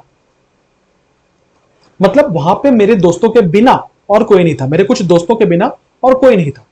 एक्सेप्ट मतलब होता है किसी चीज को मंजूरी देना, किसी चीज को हासिल करना। एक्सपेक्ट का मतलब होता है उम्मीद करना। वहां पे और कोई नहीं था, मेरे कुछ दोस्तों के उम्मीद करने के अलावा, कोई सेंस नहीं। एक्सेप्ट तो वर्ब होता है। अगला, एक्सेप्ट। एक्सेप्ट का मतलब क्या होता है, जब आप किसी लिखी हुई चीज का कुछ हिस्सा बोले उसको एक्सेप्ट कहा जाता है। फॉर एग्जाम्पल, मैं आपको कह रहा हूं कि यदा यदा ही धर्मस्य ग्लानिर्भवति भारत। इसका मतलब यह है कि ये जो सार है गीता का, मैंने वहां से एक लाइन उठा के आपके सामने रख दिया, तो ये भगवत गीता का एक्सेप्ट है। तो एक्सेप्ट का मतलब क्या होता है, किसी बड़े काव्य का, किसी बड़ी कविता का, किसी कहानी का एक दो लाइन आप किसी के सामने बोलना, उसको उसका एक्सेप्ट कहा जाता है। जो यहां पे लिखा है, पैसेज और segment from a larger work, that's called except, ठीक है। आंसर क्या होगा, स्वीकृति देने वाला तो नहीं होगा, आंसर क्या होगा, एक्सेप्ट। मेरे कुछ दोस्तों के बिना और वहां पे कोई नहीं था। आगे बढ़ेंगे, question number 100, it is better to focus on dash than to wonder aimlessly. ये आपका कमेंट होमवर्क है, विच मीन्स के इसका सही जवाब क्या है ये आप मुझे कमेंट में बताएंगे, मैं इंतजार करूंगा। हम लोगों ने इस वीडियो में आज कवर किया 1 से लेकर 100 तक सारे के सारे सवाल जो फिलर्स में आए थे। मुझे उम्मीद है कि आपको यह सेशन इंफॉर्मेटिव लगा। फिर से वही बात है, अगर इंफॉर्मेटिव लगा है तो सब्सक्राइब करते जाओ, इसको शेयर जरूर से कर देना, एक लाइक छोड़ना और कमेंट में इसका आंसर बताना, 100 में से कितने करेक्ट किए वो बताना, और मेरी मेहनत कैसी लगी ये भी बताना। ऐसे बहुत सारे वीडियोस मैं ऑलरेडी सीएचएसएल के बना चुका हूं, जिसमें मैंने सीएचएसएल का हर एक जो क्वेश्चन आया था उसको टच किया है। ऑलमोस्ट मैं सब कुछ बता चुका हूं जो सीएचएसएल में आया था, पूरी की पूरी प्लेलिस्ट है, आपको एंड स्क्रीन पे वो प्लेलिस्ट दिख जाएगी। जाओ, देखो, एंजॉय करो, सीखो। मिलेंगे अगले वीडियो में, तब तक के लिए अपना बहुत बहुत ध्यान रखिए, पढ़ाई करते रहिए। Thank you everyone, have a nice day.